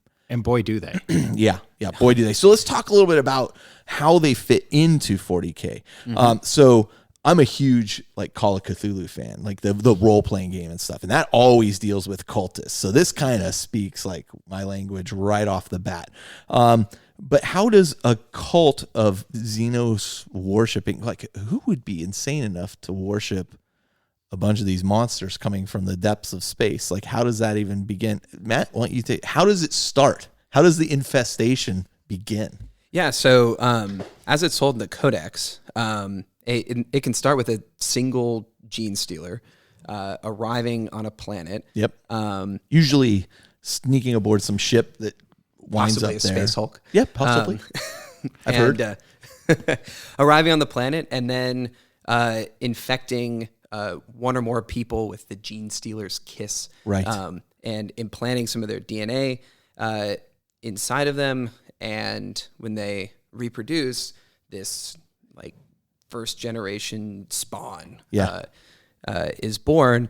And the cult slowly propagates itself. Right. As it continues to multiply, have relationships, bring other people into the cult. The Genestealer it has like a hypnotic gaze that it'll use to kind of get its first victim, down to where it needs to be. It doesn't kill him like in Space Hulk. It'll rend you in from. It doesn't kill him. It wants to, as you said, implant its DNA into him, and then and then continue to propagate and continue to grow, and it'll grow over years. Like it'll take generations, many generations. And that's the really interesting part, I think, is that as the cult grows, it starts to sort of take over the society that it infected.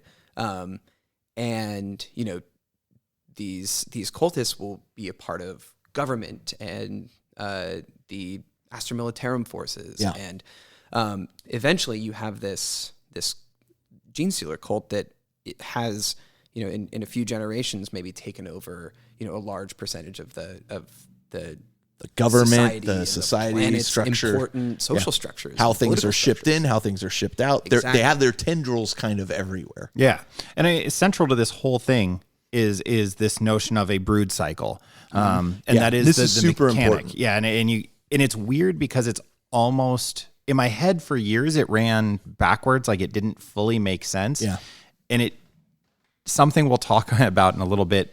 It all clicked literally on the drive over here. I went, oh, now I get it. But the brood cycle is step one is, as mentioned, the Genestealer arrives on planet. And to some degree, once the Genestealer is on planet, we tend to think of Genestealers in our 40K play sense as these horrific, rending monsters of speed and close combat. Yep. They have another aspect which makes them a great villain and a great storytelling tool of this lurking and hiding. So as mentioned, it lurks and hides and it secrets itself away and then implants the gene seed, which generates the first generation of now officially known as acolyte hybrids, right? Acolyte hybrids. and they couldn't be confused for humans at this point. Right, and that's the piece I was trying to get to, is they are these monstrosities. But what happens is once the Genestealer has inserted DNA into its host, they are the recipient of the DNA is now psychically linked to the Genestealer permanently. Correct. And is to some degree under its control, and will view this misshapen Xenos-formed child as though it is a perfect being. Right. And will do everything in its power to protect it. Right. And that's super important. Yes. Super important to understand from the basis of my initial question, which was, why would you ever follow these things? It's not through choice. No. Right? It's not like you don't just wake up one day and go, you know what? I don't like society. I think I'll worship these aliens. That's not how it works. No, you are genetically manipulated, and then you are tied on kind of both directions as the parent to the Genestealer that you have this psychic bond to, and then your offspring that is your child. Now, those childs will help those children, those hybrids, those acolyte hybrids will go out and spread the gene, help also spread the gene pool, and their offspring, which would be second generation, largely pass more as human. They're still not really going to pass in the shadows as human. and in the dark. You might get away with passing as human. They make really great dark underhive laborers, right? Like where things are really not regulated very well, and they're down in the mines. Well, because that's where the Genestealer will. That's who they target first. Exactly. I mean, they're not going for no, they don't start off hitting the planetary governor, and it's just somebody who won't be noticed. Right. And, these are people who are often described in the lore as being like sort of not weak-minded, but like easily lured in psychically, right? Like these are the sort of underbelly of society. And we should mention here too that the Genestealer that starts this process is then known as the Patriarch at that point, because a planet may have multiple Genestealers on it, but there will only be one Patriarch. In most cases, there will only be one Patriarch. If it was a incredibly dense populated area, there may be more than one, and then they will actually compete as well for resources and that kind of thing. They're frenemies, like they're competing and they're on the same team. But you have the Patriarch, and then you have the first generation, second generation, which you just talked about, and then their offspring, the third generation, finally largely will pass as human. Yeah, and they are. Per a dogmatic Xenos Inquisition, Ordo Xenos Inquisitor point of view, they are not human in any way. They are Xenos, and of the lowest and worst form, because they do pass as human. And these are the ones that start infiltrating your day-to-day workforce, if you will. Right. There may still be... Something looks odd with Charlie. Yeah. But, maybe it's a mutation because... Charlie's nose has an awfully high ridge, or Charlie sure has sharp teeth, but man, he sure can break rock all day with that hammer. Yeah. We're keeping Charlie on the team. Yeah. And then Charlie, our third generation's offspring, I love how people get named so quick, has our fourth generation children, and these are exceptional. They will be charismatic, charming, beautiful, and over time, once the brood has reached a certain point, this is where we start seeing, exactly as Matt said, those high-ranking officials. Yeah. We start seeing government leaders. We start seeing, Arbeit custodes, and we start seeing these very high-ranking people. And eventually, over time, this fourth generation will, as the brood reaches its apex, will start generating, some of my favorite things in this new codex, the Magus, the Patriarch, the Primus, the et cetera, et cetera, et cetera, will come out of which this we'll generation. talk about those. Yeah. But, and in particular, some of them have psychic abilities even above and beyond just the Genestealer psychic ability, which makes them even more valuable. And then here's where the story for me takes a really strange turn that I literally didn't fully understand until prepping for this show. This actually, I agree with you. I'm in the same boat. Yeah, that next generation, The fifth generation are pure strain Genestealers. Yeah. And then sort of the cycle continues. So literally, they give birth to Genestealers. Yes. And they coddle it. They treat it as like any mother would treat an infant. They're absolutely psychically linked and genetically in love with the thing. They don't see it as a horrible thing. Like, this is right. And through the power and unity of the cult, they are able to protect and hide this child. Yeah. With the ultimate goal being to raise a group of these fifth generation children, pure strains, and then have them move forward with other excavating forces, other expeditionary forces, other shipping factions, and send them out to the stars to neighboring planets, where when these new handful of pure strain fifth gen Genestealers go with the rest of the cult members, the cycle begins anew should they reach a planet where there take over sectors, planets, and it thus spreading the infection. Now, so great. The infections spread, and that sounds all horrible, and it is. But what's the ultimate purpose of this, of infecting these planets? Like, what are they ultimately the precursor of? I mean, they're the precursor of a Tyranid invasion. That's right. And I think the most horrifying part of this entire story is once that hive mind locks into that planet that a cult has established itself on, and they've made their plans. And Carl, you pointed out that they've taken stuff out of the ammo boxes, and once that Tyranid force arrives and descends on the planet, the realization of all the folks who are not a part of the cult is, oh boy, we've been had. And all the cultists are ecstatic because they think this is like the coming, their ascension, their star saviors have come. Yes, and the horrifying truth is that once that planet has been taken for all it's worth by the Tyranids, the cultists are next. Actually, the even cooler part, I think, I think you summarized it good, but the really great part is you have at that point, okay, the Tyranids are arriving. There is a Genestealer cult uprising. They begin all these years of planning and strategy and all this. They've now got Imperial Guard or Planetary Defense Force regiments fighting for them. Guys will just turn on their allies all of a sudden. Like I said, they're part of supply chain networks and all this. So the example was given: a guardsman reaches into the box where all the grenades are, and there's no grenades in it because it's already been subsumed by the enemy. It's insidious from the top levels of government on down. Assassins kill the government planetary leader if they're not already the planetary leader themselves. Right. Eventually, the Magos' job is to become the planetary leader. Yeah. And so, the Tyranids arrive, the horror begins, but initially, the hive mind actually causes the Tyranids to ignore the cultists as they're kind of working side by side in this short-lived, symbiotic relationship. Yes.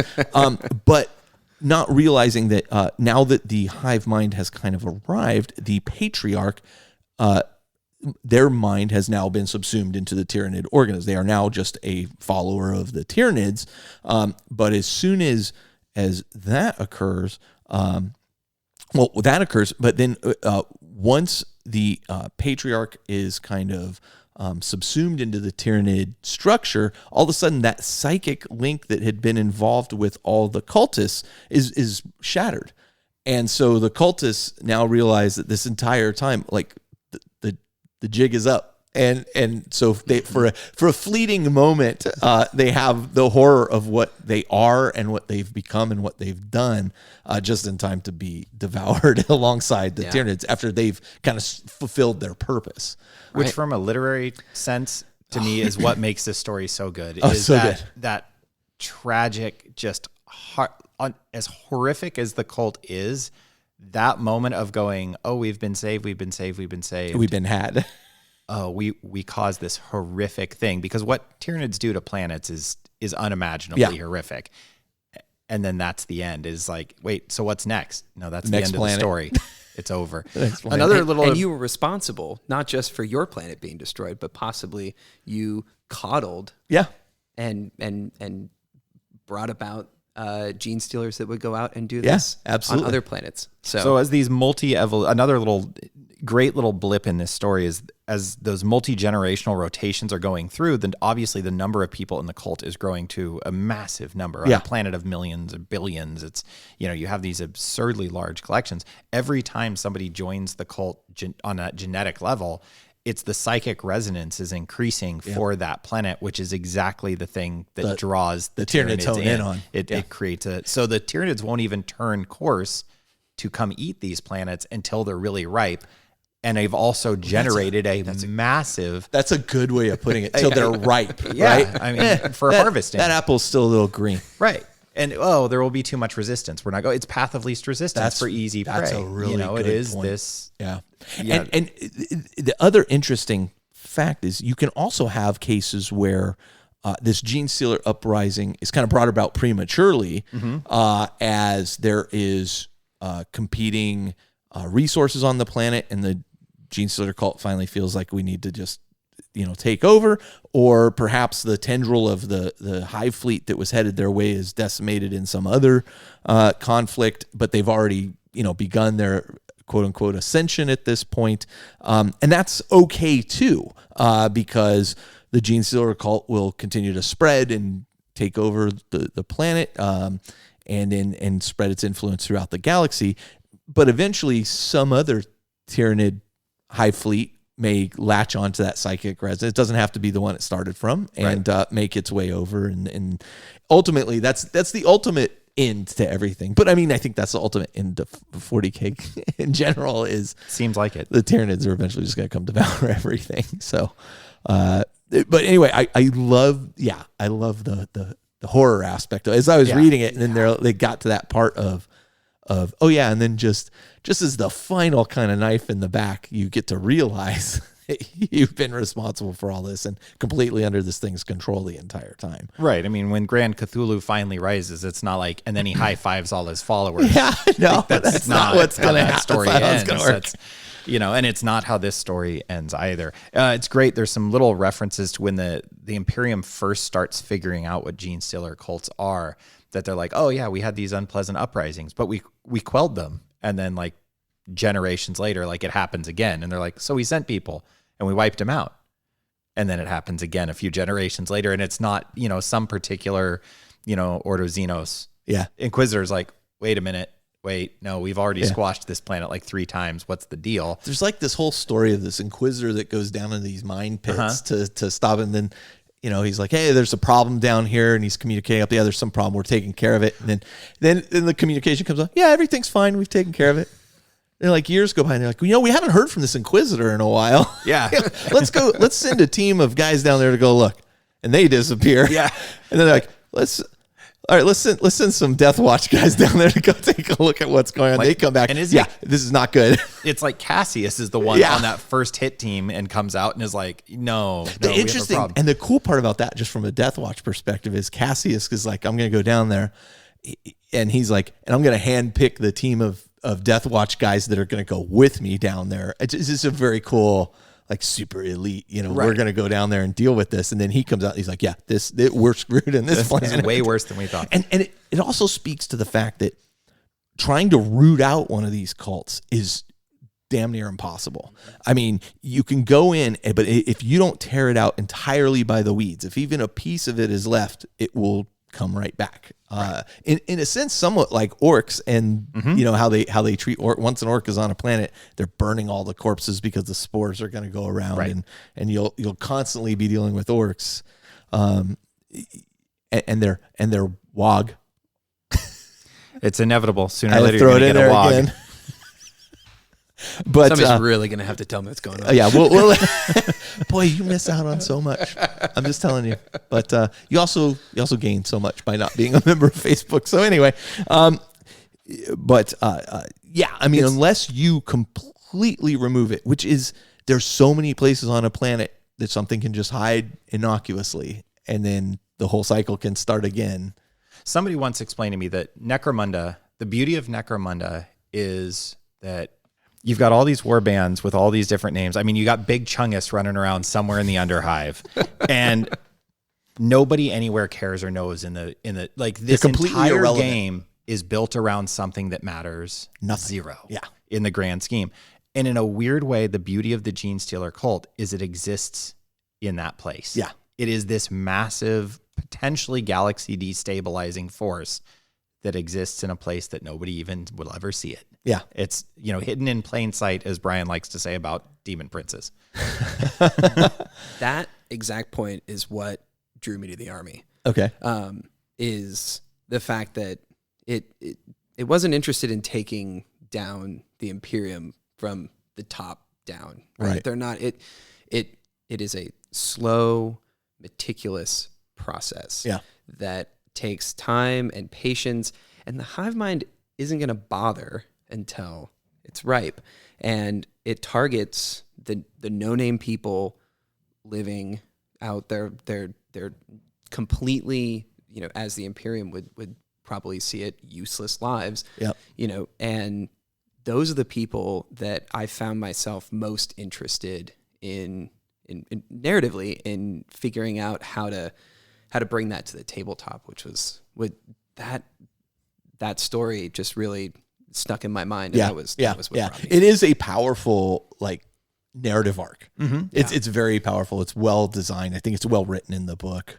The hopelessness of it all is really, really captured very well. So yeah, well, I want to talk about that at the end. We already kind of talked about how they evolved over the years. But let's talk a little bit about that organizational structure, because we talked just briefly about the initial Genestealer that arrives is referred to and begins the infection. Yes. Because there could be 100 Genestealers on the planet, but the initial one to start the infection becomes known as the Patriarch, and he's a pure strain Genestealer that will, as you said, do the Genestealer's kiss, which is actually in the abdomen. It inserts some spike or something in the abdomen, and then infects the populace. But below that, you have what? The Magus. The Magus. Now, again, though, that's the weird thing that I didn't fully understand. Is I was like, wait, because you have the Patriarch, and then the next in command is the Magus, which is a fourth generation. Yeah. So you go from pure strain OG to fourth gen. And we stay up at this fourth gen tier for a long time. So the Magus is usually psychic, is the public face of the cult. They're an incredibly charismatic and charming leader. And so charismatic and charming, in fact, that the line between psychic and just being real freaking charming is hard to see. Right. It's not sure which it is. And that is the public face of the cult once the cult is at a point of power and influence and volume, if you will, of volume of bodies that they take the Magus. Now, on the other end of the spectrum of leadership is the Primus, who is the sort of the general and the leader of what you might say is the military or the uprising side. He's the guy who's out there meticulously planning that eventual uprising. And also physically incredibly capable. Think almost like Captain America. Right. Exactly. Except evil. Well, it's pretty relative in 40K. Isn't it? And then beneath them, there's a whole lineup of other fourth gen support staff characters. Correct. icon ward. Interestingly, icon ward, it does break a little bit because that's almost always going to be, they carry the icon of the cult. Right. It's almost always going to be an acolyte, a hybrid. And I'm going to keep pretty saying horrific hybrid looking. because in my brain, hybrid means the old Genestealer hybrid. Right. But that's now taken a new meaning. So Correct. An acolyte. You have the Clamvus, the Locust, the Sanctus, the Kellermorph, the gun-toting, desperado-looking guy, the Nexus, the Biophagus. Each one of these, though, plays a very particular leadership role. Right. They have some responsibility, be it communications, logistics, morale. A bunch of them are specifically designed to boost morale. And then we get in... But before... Sorry, yeah. So as you said, those are all 4th gen. Right. So bear in mind, like, those have not... The Patriarch arrives on the planet, infects somebody, a Magus doesn't come along for many, many, many years after that. Right. It's really just the Patriarch, and he's spreading this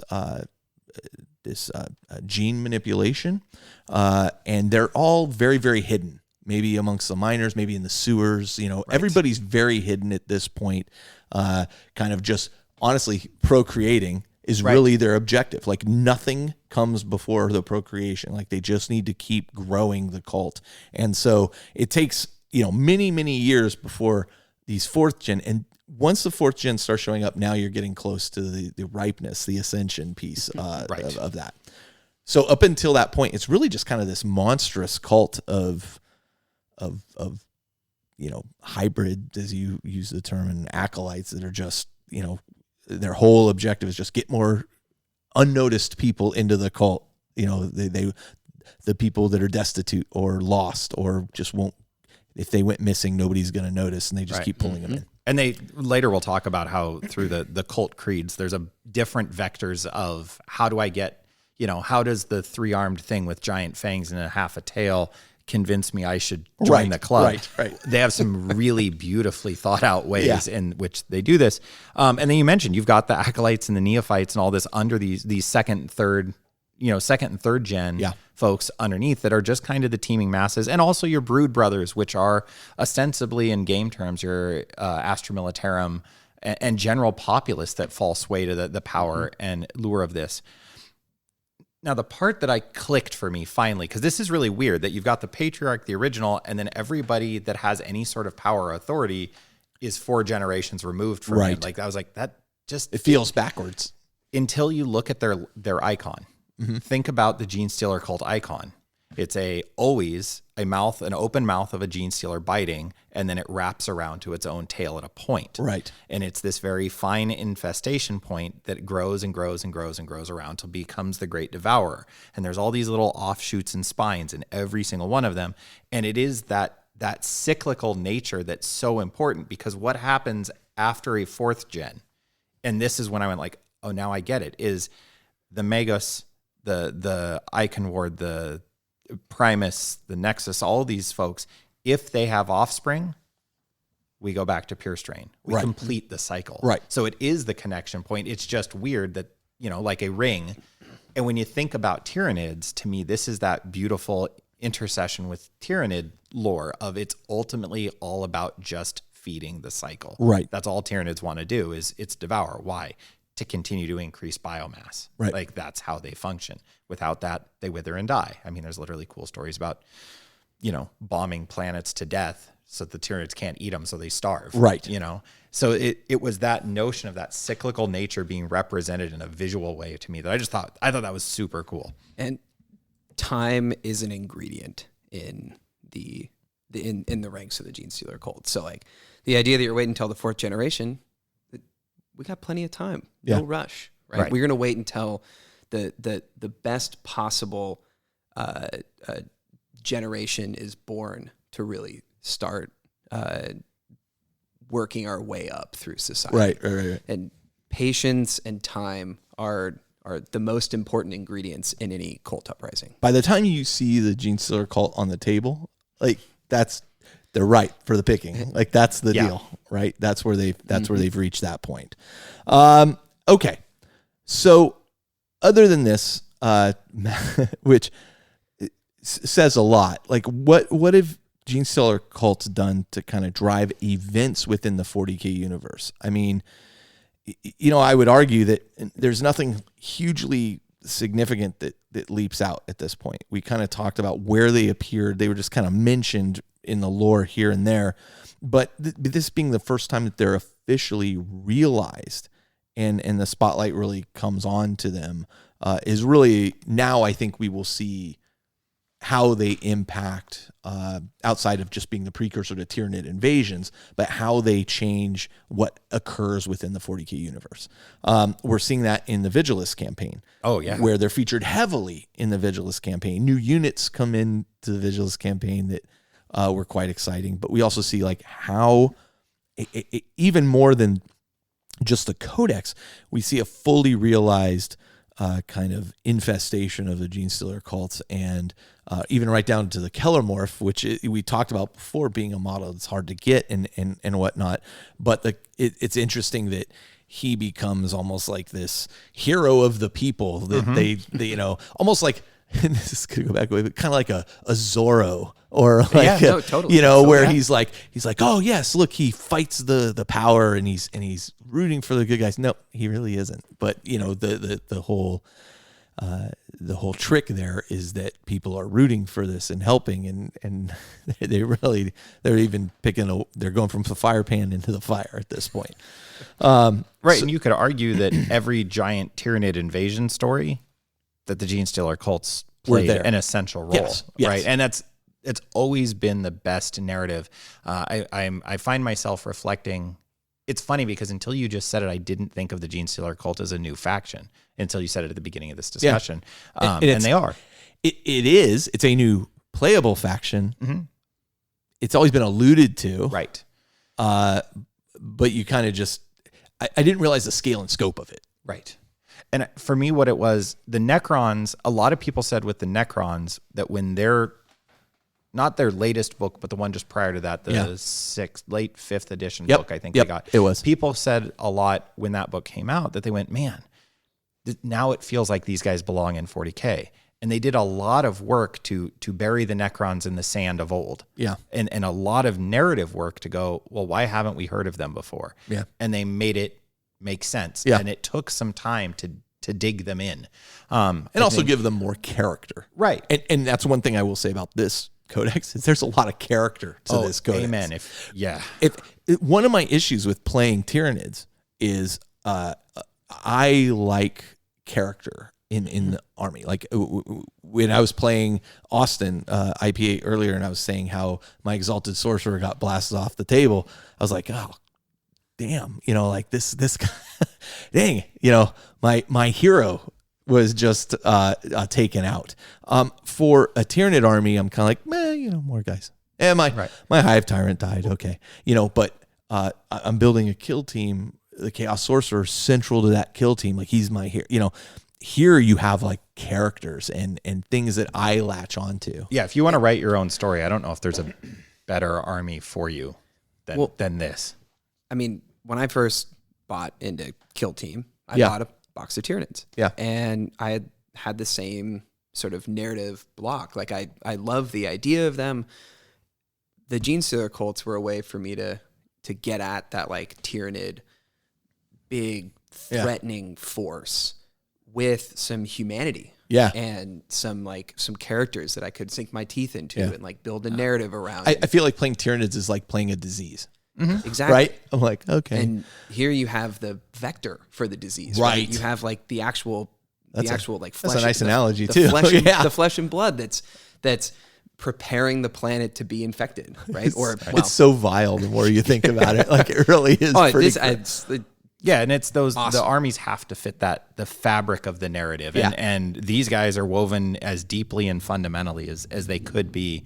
And the faces of it are so crystal clear too. Yeah, it's really beautiful. It's very very it's very well realized. Yeah.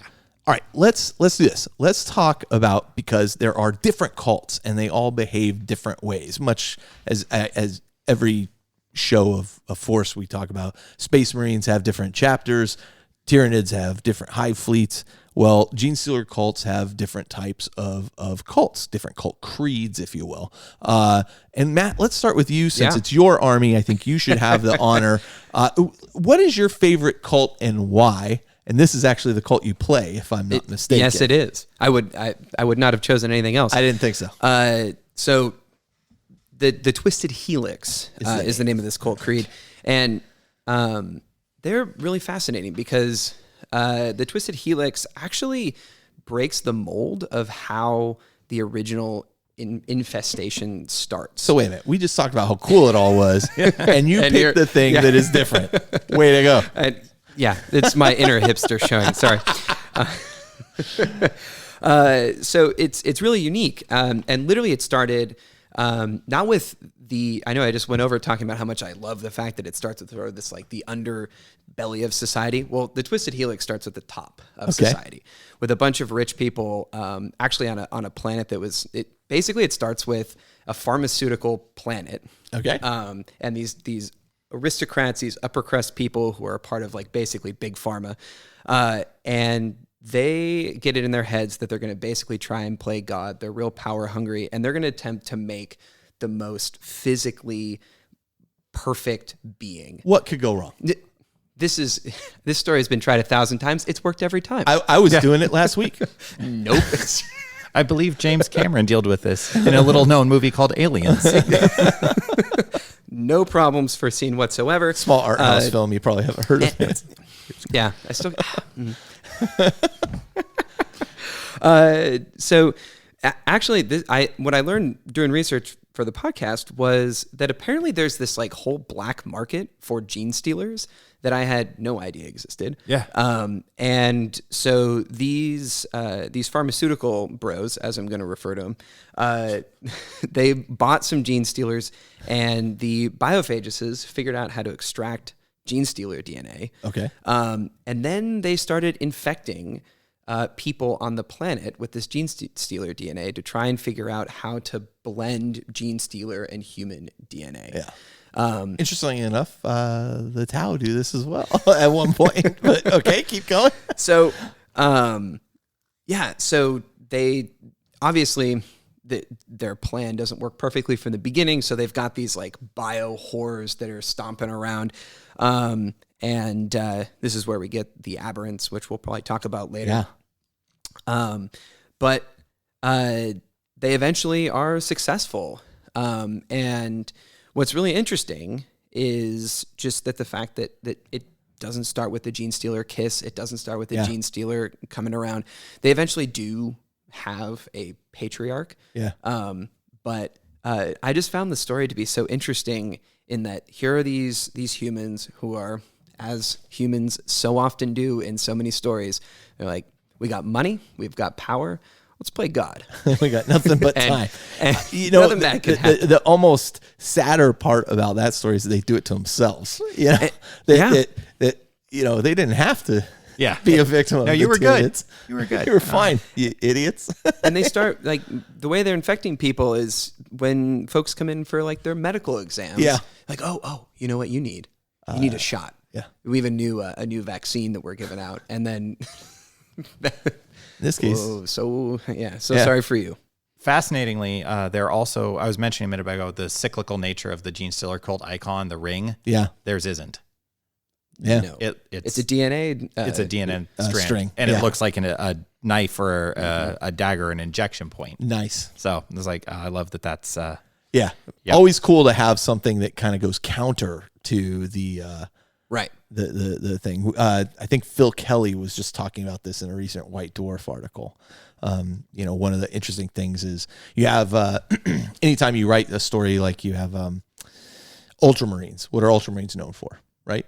They follow the Codex Astartes to a fault. They're boring. They're bland. So how do you make them interesting? Well, you take a character that's like, I follow the Codex Astartes. My interpretation of it is X. You know, it's a little bit different. And sure. I'm kind of breaking the mold, or maybe I deviate from that a bit, and that gets me censored, so I get a red helmet. But it turns out that's actually a good thing, and now all the sergeants wear red helmets. You know, it's always the counter kind of culture aspect that makes a really interesting story. So I think that's a great selection. Jody, what about you? I'm gonna spoil. Before that, what benefits does this cult have? Like in-game benefits? Yeah. Let me tell you, Carl. I went really to the enjoying. These guys are legit. They get +2 to all their advance rolls. Okay. And +1 strength. Now, too interestingly shabby. enough, all these cult creeds we're going to talk about exclude Brood Brother units and the Genestealer Patriarch and the Pure Strains. So Brood Brother units being Imperial Guard, Astra Militarum. right, that you can almost ally in here. Yeah. Right. I mean, those are the infected, Astra Militarum forces. They just don't benefit from the cult creed. Right. And like I said, the Patriarch and Pure Strains don't either. Okay, so +2 advance is good because these guys are a lot of close combat dudes. You want to get them where you need to get them as quickly as possible.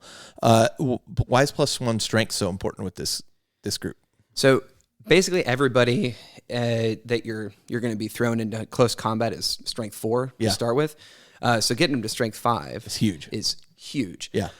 Plus, if you throw in an Acolyte Icon Ward, you're getting another +1 bubble, and then you add to that some of their sweet mining weapons, and my goodness, it gets real. It gets real. Sounds mean. almost like Matt knows how to play this army now. Oh, he's got it pretty dialed. Well, this speaks to another benefit of just focusing on one army for a long time. Like you get to the point where I rarely have to look up rules for my Thousand Sons now because I'm playing them so much. I'm like, okay, yeah, this happens. This so you've entered 40K in a great way. I mean, no, all joking aside, it's super exciting.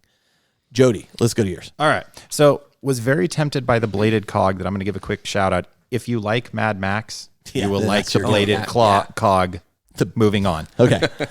What got me though was the Hive cult. The Hive creed being called the Hive cult. Now the Hive cult's vector of infestation, their attitude, if you will, of how they get the teeming masses along their side.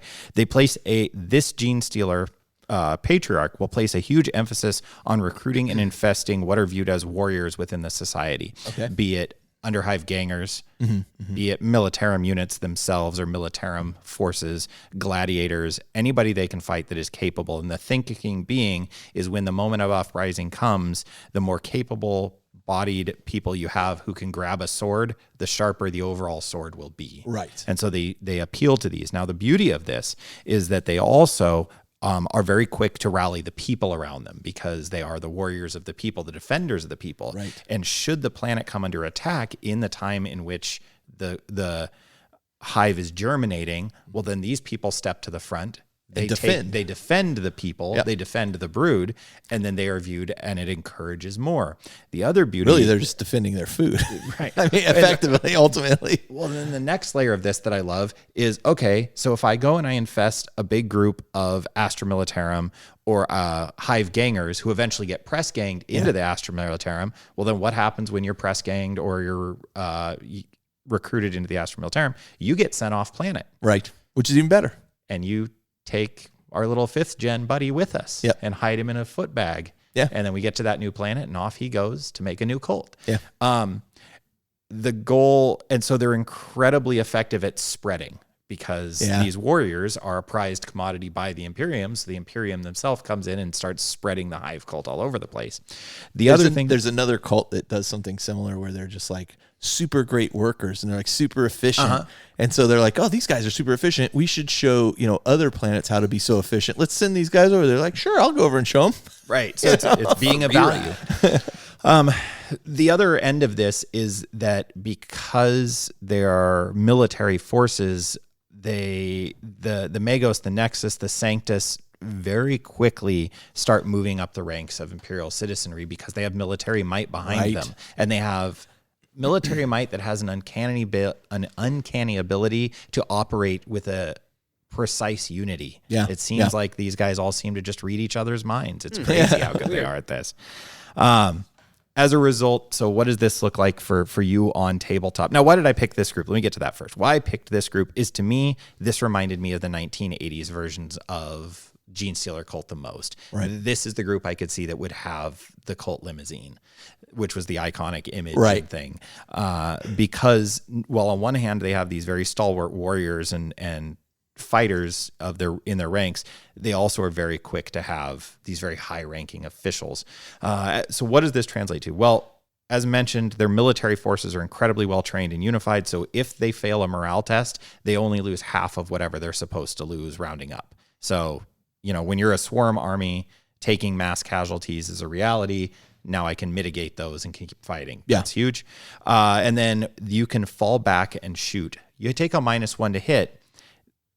Knowing what I know now about this army a little bit as fighting against it, the thought of some of these units falling back out of combat and shooting you is terrifying. Absolutely terrifying. And especially at a -1 to hit, which isn't a big deal when you're shooting a flamer. Right. Which we'll be talking about in a little bit. Don't act Don't act surprised, Matt. Yeah. So that was me, was the Hive Cult being this, they even have an imperial purple to the way their symbol is shown in the book. Nice. It's this very imperialistic, like very high ranking sort of infection, which I just thought was this great juxtaposition compared to everything we just talked about, with this being this dark and underbelly kind of thing. Yeah. Carl, which one did you go with? So I actually kind of broke the mold here too, a little bit. Initially I was going to go with the Cult of the Four-Armed Emperor, which is kind of, I think, when people in competitive play talk about it, like that's kind of their go-to cult. It's probably the most well-known of all of them, because first off, it's got a great name. But as I went through it and I kind of looked at the back, they expand upon this even further. And although this cult, the cult of the Behemoid Undercult, does not have, or I guess I said it's not the cult of, it's just the Behemoid Undercult. The interesting thing about this is, though it doesn't have specific rules, you could pick whatever cult you wanted to apply to it, much like, you can pick, you can make your own Space Marine chapter and say, I'm going to use rules for salamanders. So while there's not specific rules for this, you could pick any of the big 6 rules to kind of reflect it. But the thing I loved about this, and the thing I've kind of always loved about Tyranids, is that these guys worship the idea of this frozen, large, horrific Tyranid, which is encased in the ice, which is actually Old One Eye from the original Tyrannic Wars against the Ultramarines, and that's kind of where they spread. And I love the fact that it's a callback to this piece of lore that has been there for a very, very long time. I was a huge fan of Tyrannic War veterans for my Ultramarines army, so. The other thing I really dig is that, like, they use a scarification to kind of represent it. Like, they'll literally gouge out one eye and have like a big scar through the eye. And as I was thinking about, how would I make a Genestealer Cult army and give it my own twist, like that's a very easy little kit bash to do, where you just take a little drill and drill out the eye hole and gouge it with a knife, and it would look amazing. Painted. So I think it could be easily modeled. I love the backstory to it, but it also kind of opened my eyes to the fact that it's not just these 6 types of cults. There's thousands of different types of cults. These are just the examples of those cults there. And it's really a shame that Forge World's not doing, the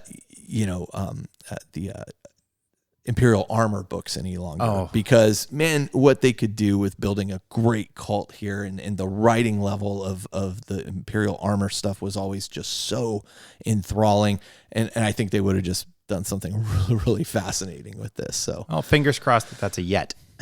Well, one thing we didn't talk about is that never say never, but it's not anywhere on the horizon. I'll tell you that right now. Is that, I mean, these cults are all adapting to whatever circumstances that they're in, right? And they're all like taking advantage of whatever leverage they have on the planet. So the idea I like about this one, it has a very The Thing kind of feel to it, where it's like in this, I picture like this kind of cult growing up around this frozen, society where it's all like, maybe these polar bases where they were fighting in the Tyranid Wars, and now they've kind of begun to infect them. I just think it's got very cool. Yeah. So I'm with you. I didn't mean to cut you off. Sorry, Matt. I just got excited. Okay. It's the second time, but it's fine. Oh, there'll be a third. Don't worry. Oh, perfect. Can't wait. All right. So notable battles of the 41st millennium. I'm going to let Matt go, and I'm totally not going to interrupt him the entire time here. But what we've done here now is kind of looking through the codex, looking through backstory, picked, a particular fight that we thought was interesting and that really spoke to us. And Matt, what did you pick for that? So I got kind of an interesting one. It's an event that spawned a battle on this planet, Immortus 9. And there is this Genestealer Sanctus of the Twisted Cult who fires. She's hiding and fires this like serum needler into this archcardinal who's speaking to all these devout followers. They've all sort of like come to hear this guy speak, and in front of these millions of people, as the Twisted Cult, they have access to a whole bunch of pharmaceuticals and biomeds and Twisted Helix. Oh, sorry, Twisted Helix. My bad. And she, as the Sanctus, is a sniper. She snipes him, and he swells up, and he sort of explodes in this like gory blood and guts thing right in front of all these pious people who are all listening to him talk about piousness and how insidious the Xenos scourge is. Beautiful. And this one event basically cripples this entire planet's stability. And a new archcardinal comes in. It is unclear whether or not this new archcardinal is planted by the cult or not, but it completely unravels the society and leads to the planet's eventual downfall at the hands of the Twisted Helix. So it was just this like great visceral visual that I had that this one very well-timed, very Genestealer Cults moment could cause massive instability. I think the fact that when the new Cardinal shows up and has new trade deals and compulsory Medicaid visits kind of is an indicator that this might be a Genestealer plant. I love the point you bring up about the precision nature of it, that how calculating, and I think we might have, I don't know, I feel like we might have not addressed that as much earlier, is, as Matt said, the like time component, but that time is incredibly carefully planned. Yeah. It is a great metaphor for it, is these very key moments that they go, oh, we need somebody right there. Wait about 20 years. Now we need somebody right there. And then they're ready to do it. And when time's on your side, as you said earlier, right? Yeah. I mean, you make it work for you. The war is working on the Tyranids timetable. Right. Everybody else is just reacting. Right. I mean, and that's the scary thing about the Tyranids in general. Like, they're coming, and everybody else just has to react. And there's no, it's so rare you read a story that is, we're taking the fight to the Tyranids. Right. No, it's always, we're trying to avoid the Tyranids or defeat them before they do X, you know? So I think you nailed it. That's a great story. What about you, Jody? Which one did you pick? Well, I went with the latest, greatest edition, and kind of the only big narrative that's been dropped later, or more recently rather, than the Genestealer Cult book itself, and it was Vigilus. Yeah. They play an essential part of Vigilus. So Vigilus, it's kind of interesting to me. One of the things I really adore about that 2-book set they did of Vigilus Defiant and Vigilus Ablaze is, I think for the vast majority of us, when we think of it, we're like, oh, the book where Abaddon shows up. The first book doesn't have Abaddon in it. Mm-mm. Like there's 2 books and he's not in one of them. Mm-mm. So the first book on Vigilus is about this orc uprising slamming into Vigilus, and Vigilus being this essential supply planet, especially with the new logistics of the Cicatrix Maledictum cutting through the universe, or rather the galaxy.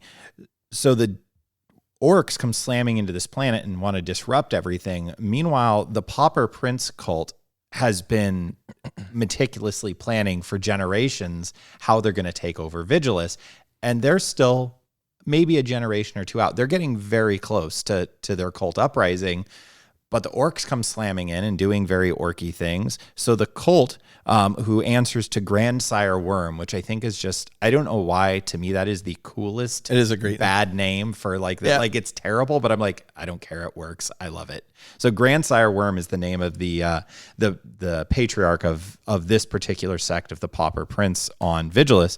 And the orcs come slamming in, and it prematurely triggers the uprising of this Pauper Prince cult. Now, the Pauper Princes, we didn't talk about them much, are incredibly religiously devout, are religious devotees. They the means of infestation is to rally people to this belief system that there is unity and there is hope and there is a better tomorrow, and they get people that way.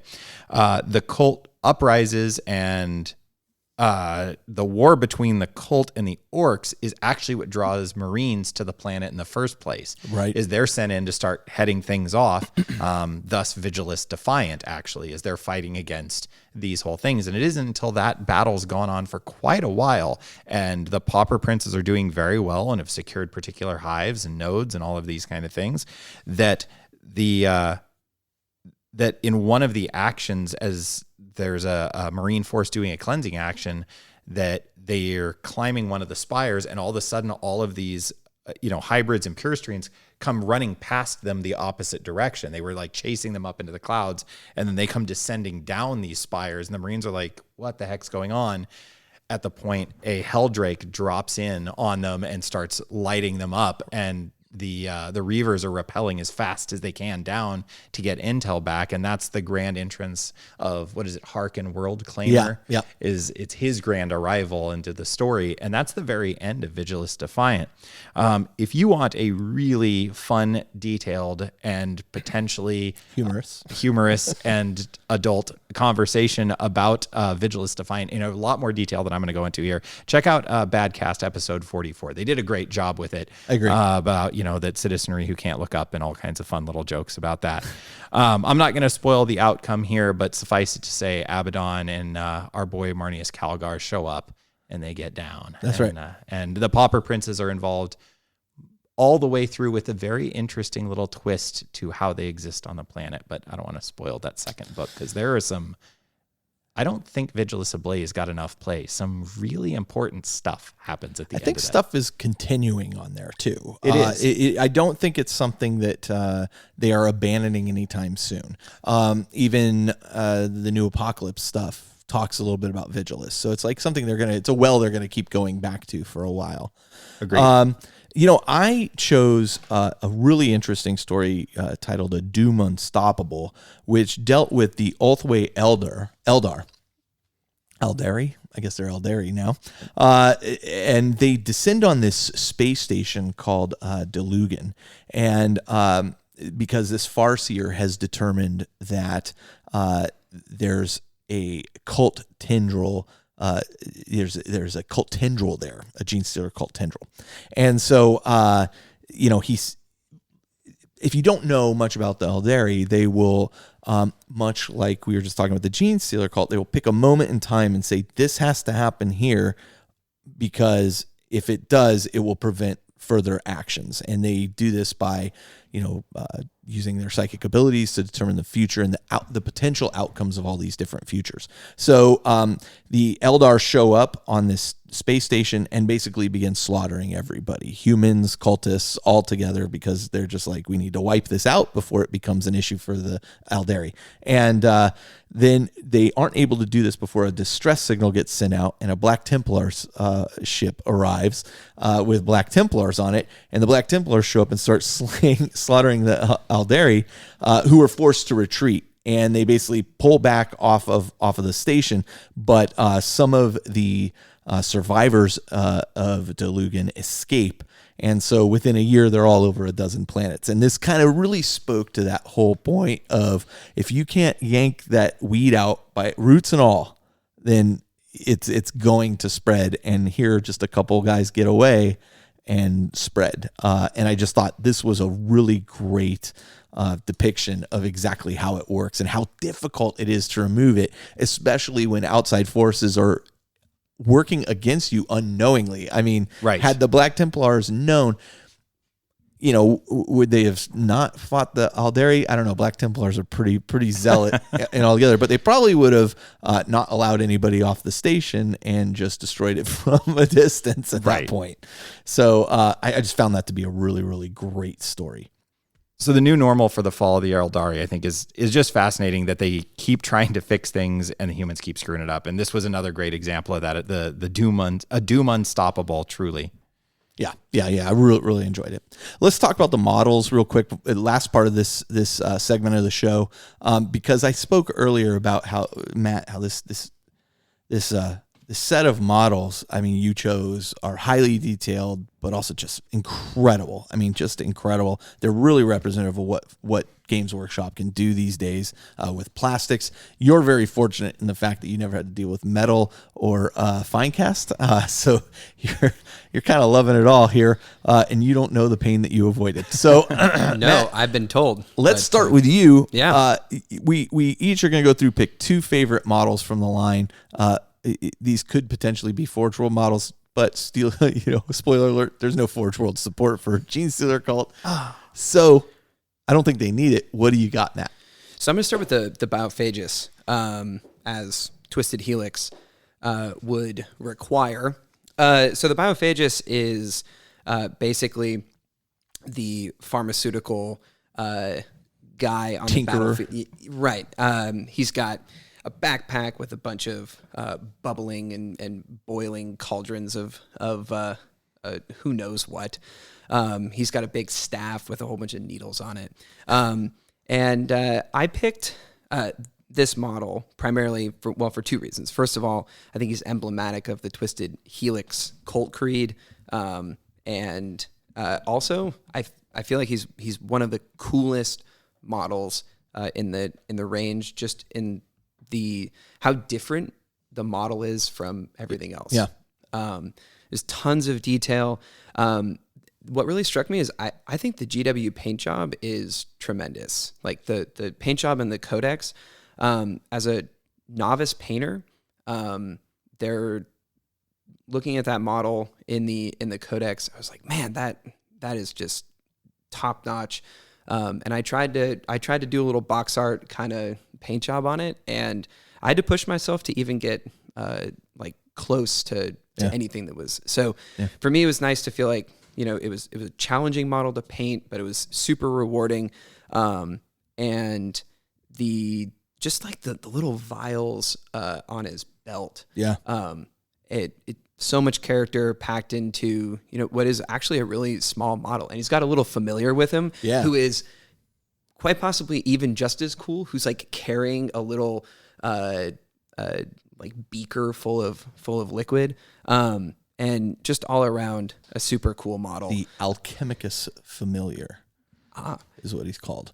But we actually didn't even talk about familiars. No. And we should bring those up because it's really interesting how they come about, which is the character, the personage in particular, it reaches like kind of a certain level, like just a certain apex level. I don't even know how to describe it. And then this familiar just kind of shows up from out of the shadows. It kind of coalesces and forms itself out of a need for it. And it just shows up, and now it's attached to this creature for all time. I mean, not physically, but there's a mental attachment to it, a psychic attachment to it. And usually these familiars and kind of a lot of the character models will have an option familiar, also add in-game effects, which is really kind of interesting. And I think they're adorable. Yeah, and they just add flavor. Yeah. Like the Biophagus is purely an aesthetic choice. I mean, like on the tabletop, really cool character, does some cool stuff with aberrants, but this was purely just an aesthetic choice. The model is awesome. The details are awesome. It was a rewarding paint job that like really pushed me to be a better painter. Nice. Yeah. Jody, let's go to your first choice. My first choice is going to be the Locust, and I just put in my notes. Are you kidding? Stop it. This guy's amazing. So this is the model that came out with the heavy cowl. Like he's got the big cloak wrapped around him. He's got 2 giant swords on his back. He's got a big cult icon over his head. He just looks hard all day long, all night long. Yeah, you got what I'm saying? Cool. He is just a stud. His story is just stupid. Get out. Cool too. He's the bodyguard to a Magus should one be needed. They don't move, they don't sleep, they don't hardly blink. They're perfectly still unless for some reason there's a need to defend the Magus, and then they spring to action and they're just close combat ninja assassin machines, and they're fantastic at it. The staff that the guy's carrying, he's got the kind of very classic, to me this is a dwarven pose. We're just standing very tall, head turned slightly down, so you only get the lower part of the jaw under the hood of the at top of the hood, Yeah. and then both hands resting on top of the staff. Now that staff in the lore, should they be in a negotiation where the Magus isn't able to use psychics or their charisma to manipulate the person in question, that staff can be adjusted to cause intense psychic feedback and migraines and headaches, and it will disrupt the people in the room. And I said, usually if somebody is attuned enough to resist the Magus, then they'll be able to see or feel that the locust is doing it, and it usually causes an aggressive reaction, which gives the locust enough of an excuse to spring to action and cut their head off. That is really cool. We were just acting in self-defense. My bodyguard had no choice. That is really cool. And it's just this totally evocative model. It is a beautiful model. So much so that it probably, to me, it's one of those models. It's like, it even looks a little out of place on tabletop because it's so statuesque almost, cool, but it's just a freaking cool model. That is cool. That is a really cool model. For me, my first choice were the Acolytes and Neophyte hybrid kit, which is just incredible. And this is really kind of the core of the army. And what's interesting to me is that, you know, for a long time, people would talk about, I'm going to make a Genestealer Cult army. This is before it even existed. And I'm going to use these Imperial Guard guys to make this army. But really, the flavor and theme of the army kind of goes with this whole space miner type of look, which is really fitting because that's where a lot of this is going to take place, in deep in mines and hidden away from prying eyes. Not only do these models look awesome, they do kit bash together very well with Imperial Guard models as well as people use them. There's actually a sprue you can get specifically for Imperial Guard models, but I've seen people take them and do really cool things with them for kill team pieces as well. You just get a ton of bits in this kit. I think it's just offers such a variety, and it's just really, really, really representative of what I thought the Genestealer Cults were all going to look like, and it just blows my mind every time I look at them. And it's an incredibly intimidating sprue to look at. Is it? Well, there's so many options because the Acolyte sprue, you can either make a unit of Acolytes or you can make hybrid Metamorphs, which are a completely different unit. And so there's all these really cool different arms and weapons, and you want to use everything. Yeah. It really was intimidating to look at and go, where do we even start? Just from a decision-making standpoint. Right. And I'll bet you got to the end of assembling it, and there's still a lot left on the sprues. There's tons of bits. Yeah. Tons of bits. So as a new player, I'll tell you right now, do not throw those away. no. Oh, no. And start organizing them now. My kid will clip them off for $1 sprue. Wow, it's inflation. That's what I paid him. That kit, another thing that I love that hadn't existed anywhere before is you mentioned the space miner look. Yeah. The rock saws Yeah. and the pinchers and that it looks like industrial hardware. Yeah. You know, that I just thought that was such a nice touch, and man, they really touch you on tabletop too. So Yeah. That rock saw is no joke. No. Matt, let's go back to you. Yeah. So my second choice is the Cult DJ himself, DJ Clamovis, I call him. He is the Colt's propagandizer. And he basically, I mean, we'll talk about the model first. He has a tape deck on his backpack. He's got a little DJ soundboard on his left hand, and in his right hand, he's holding a staff, and it's got a loudspeaker on the top of it, and he's out there just jamming away on the battlefield. I can't get enough of this guy. He's my favorite model in the entire codex. But lore-wise, he's also really cool. He's like the closest that the cult gets to sort of like spoken gospel of the cult. Like he's the guy who is responsible for playing the message of the cult, whatever that might be. And on the battlefield, he's barking directions out of that thing. And on the tabletop, that's how he manifests himself as somebody who's literally getting units pumped up. He gives plus one to charge. So he's literally pumping units up on the tabletop. And every time I set him down, I just want to go, DJ Clamovis. It's got to happen. It's got to happen. We kind of try to stop you from doing that, but it doesn't ever happen. Oh, you just No, embrace it. no. You can't. That was my big moment. I've been waiting for that. Yeah. Aaliyah would have been sad if you hadn't. Jody. All right, so I'm gonna go with the Patriarch, and I threw out both versions here because man, the new Patriarch sitting on the pipe topper is beautiful. It is a gorgeous model, directing his forces ominously with that pointing claw is just so evocative. The one hand to the temple on his very swollen brain lobe, and casting forth whatever horrible psychic power he is, and he is no slouch on the table. But then there's also, let us not forget, you can still track down the Patriarch from the Space Hulk kit, which is a different model still, I believe. And they're just fantastic, especially when you consider looking back at the Bob Ollie sculpts of old, where you had a very late Elvis career pudgy version of the Patriarch sitting on his golden throne, waiting to flush and waiting for the Magus to hand him the 2-ply. Like, to this new svelte, aggressive version, it is so evocative to me. It just is everything that is terrifying. The thought that thing's just patiently waiting down underneath the city for its moment. Because one of the things is when the Hive Fleet shows up, the Patriarch reveals, he turns back into a Genestealer effectively and starts in grand fashion rending and tearing. And I loved it. When they launched this model, I was blown away, and I never have gotten tired of looking at it.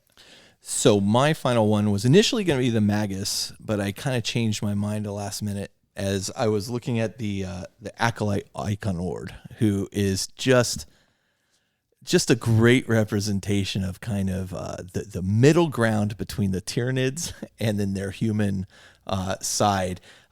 Nowhere else would you see a Tyranid-looking creature carrying a banner. And this guy's carrying a banner, which is just beautiful in its rendition as well. I love the pose of him. I like the concept of him. So I'm going to change. I'm going to change from the Magus, which is also a beautiful model, but I'm going to change to this. I think it's a great representation of the Genestealer Cults on the table. So, and just a note, if you look at the new Genestealer Patriarch from the side, it is the Genestealer Cults logo. Oh, that's interesting. Yeah. I remember when you pointed that out. side- It's super cool. Yeah. That is fascinating. Yeah. Wow. What an attention to detail. Well, on that note, let's take a break. We're going to come back, and then we'll wrap up our coverage of the Genestealer Cults. Hey, this is Big Nasty B from Life After the Cover Safe, and I'm at a mall talking to strangers about Table War. Table War develops some of the most innovative products for the miniature wargaming and hobby industry. And I develop pictures. That's great. They develop things like the Fat Mat. Who's Matt, and why is he so fat? Well, first off, Mat is not a person. The Fat Mat is a tabletop gaming surface, and with over 40 different designs, Table War's Fat Mat has become a community standard. I got a Surface Pro. It's like 10 inches. By the way, I'm meeting my friend Simbon. Do you know what that is? No, but I do want to tell you about the Table War Tower case line. Oh man, towers are so huge. Well, it's not that kind of tower. It's the original modular, all-in-one display, storage, and transport system for all your tabletop miniatures. Wow, you're really smart. What's your relationship status? Well, it's complicated, but you know what isn't complicated? Chili dogs. This is true, but also the Macromat. Oh geez, not that guy again. The Macromat is a one-of-a-kind, innovative photography backdrop, perfect for collectibles, hobby miniatures, and small works of art. Its durability, portability, and functionality in one inexpensive product. I wasn't paying attention to what you just said, but do you validate parking? No, I do not. But if you want more information, head over to tablewar.com and check them out. Table War! All right, and we're back, and we're continuing our coverage of the Genestealer Cults. And we're going to launch right into playing with the army itself now. So let's talk about units of the Codex that you enjoy playing with. And since, again, Matt, you're just going to go first again. Beautiful. So pick one. We'll go round robin. You're off. All right. Well, I'm going to start with my HQ choice, which is the Primus. And on the tabletop, this guy looks fairly unassuming. But as Jody will attest, the dude wrecks face. Yeah, kill him dead. Don't let him go. He gives +1 to hit to all melee units around him in the fight phase. And when he drops down on the field, you choose a unit, and whoever's attacking that unit rerolls 1s, I believe also during the fight phase. He's also got a toxin injector claw, which is poisoned. He's got a needle gun, which is also poisoned. I mean, the dude is he hits hard, and he's tough to kill, even though, again, his stat line doesn't seem... Do you know how many wounds he has? He's got 5 wounds. Okay. Invuln save? No invuln. But if you pair him with a... and this is sort of what we're going to probably go over here, is that a lot of these units need a little bit of help to get them to a little bit more survivable. But if you pair him with an Icon Ward, which gives him a 6-up, feel no pain, the dude is a monster. And you want to target him, but then you got all these pesky acolytes that are also right. And so he creates a really big decision problem for your opponent. Right. And seriously, watching, Jody, a seasoned 40K player, and myself not, watching him cause that sort of decision paralysis of like, man, I need to kill this guy, but I'm getting swarmed by all these acolytes. Like, that was like, oh yeah, this guy can cause some major problems. So, just on the tabletop, get him into combat, make your opponent make really tough decisions, and get an Icon Ward around him. And the dude is solid. Nice. All right. Matt, you touched on there, one of the inherent abilities too is that any of these characters, because I'm going to go to my character next as well, any of these characters, if they are near neophytes or acolytes, they can take the wounds. They, being the acolytes or neophytes, can make a roll. And is it on a 4-up?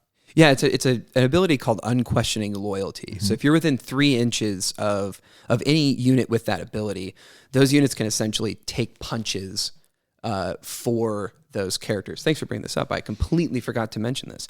And yeah, you roll a die, and on a 4-up, for every failed save that you made, you can just pawn a wound or a wound off on a model in another unit. You just pick a model or up out of that unit. It's gone out of the game, but you save that wound. And we're talking like saves that you made. So, I mean, the damage might be, whatever it is, but you block one little model out of your acolyte or neophyte squad, and in 6th and 7th edition, characters, independent characters, got a rule very similar called "Look Out, Sir." Right. So, they've removed that from the game in general, but now the interesting thing too is you can surround this guy with a fairly cheap large unit that can take a bunch of ablative wounds for him, and that becomes a real problem. Right, and so now the Primus is very reliable damage output. He's one of those hit on 2s, reroll 1s, wound on this. Like, even if he's fighting something really nasty, like a Bloodthirster, he is a needle in the guy's side. Yeah. And you were like, oh, he's only got 5 wounds. No, he's got 5 wounds plus all the models around him. Plus, how many times can I roll 4 up? Yeah, right. So that's brutal. See, my new player is showing this. That is one of the rules that as a new player I totally overlooked. And that's if you overlook that rule, you are not playing the army correctly. So thank you, Jody. It's not just about not playing correctly. All of a sudden you realize, geez, this is why this guy is so dangerous, right? It's super survivable. Yeah, that's awesome. Thanks, Jody. Go ahead. Yeah, no, and another character that I'm going to go with my 4th gen HQ choice as well. The Magus, classic character. I feel like couldn't help but include him somewhere along the line. And Carl, since you didn't touch on the model, both models are fantastic. You have the very classic outstretched hand, bald-headed, staff-wielding Magus that's on the cover, but then they also did the female semi-African aesthetic to her. Just another gorgeous model. Both of them are fantastic. And hey, they're psychers, and they're psychers that, can they cast 2 powers? They can cast 1, they know 2. Okay, cast 1, no 2.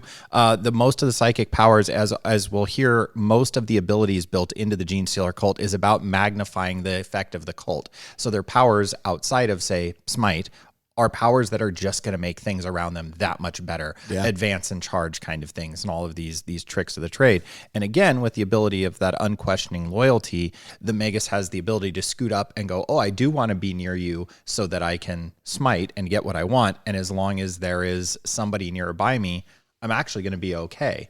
So these very small small units can just work as great buffing. I don't know if necessarily the Magus is a really optimal choice in terms of composition.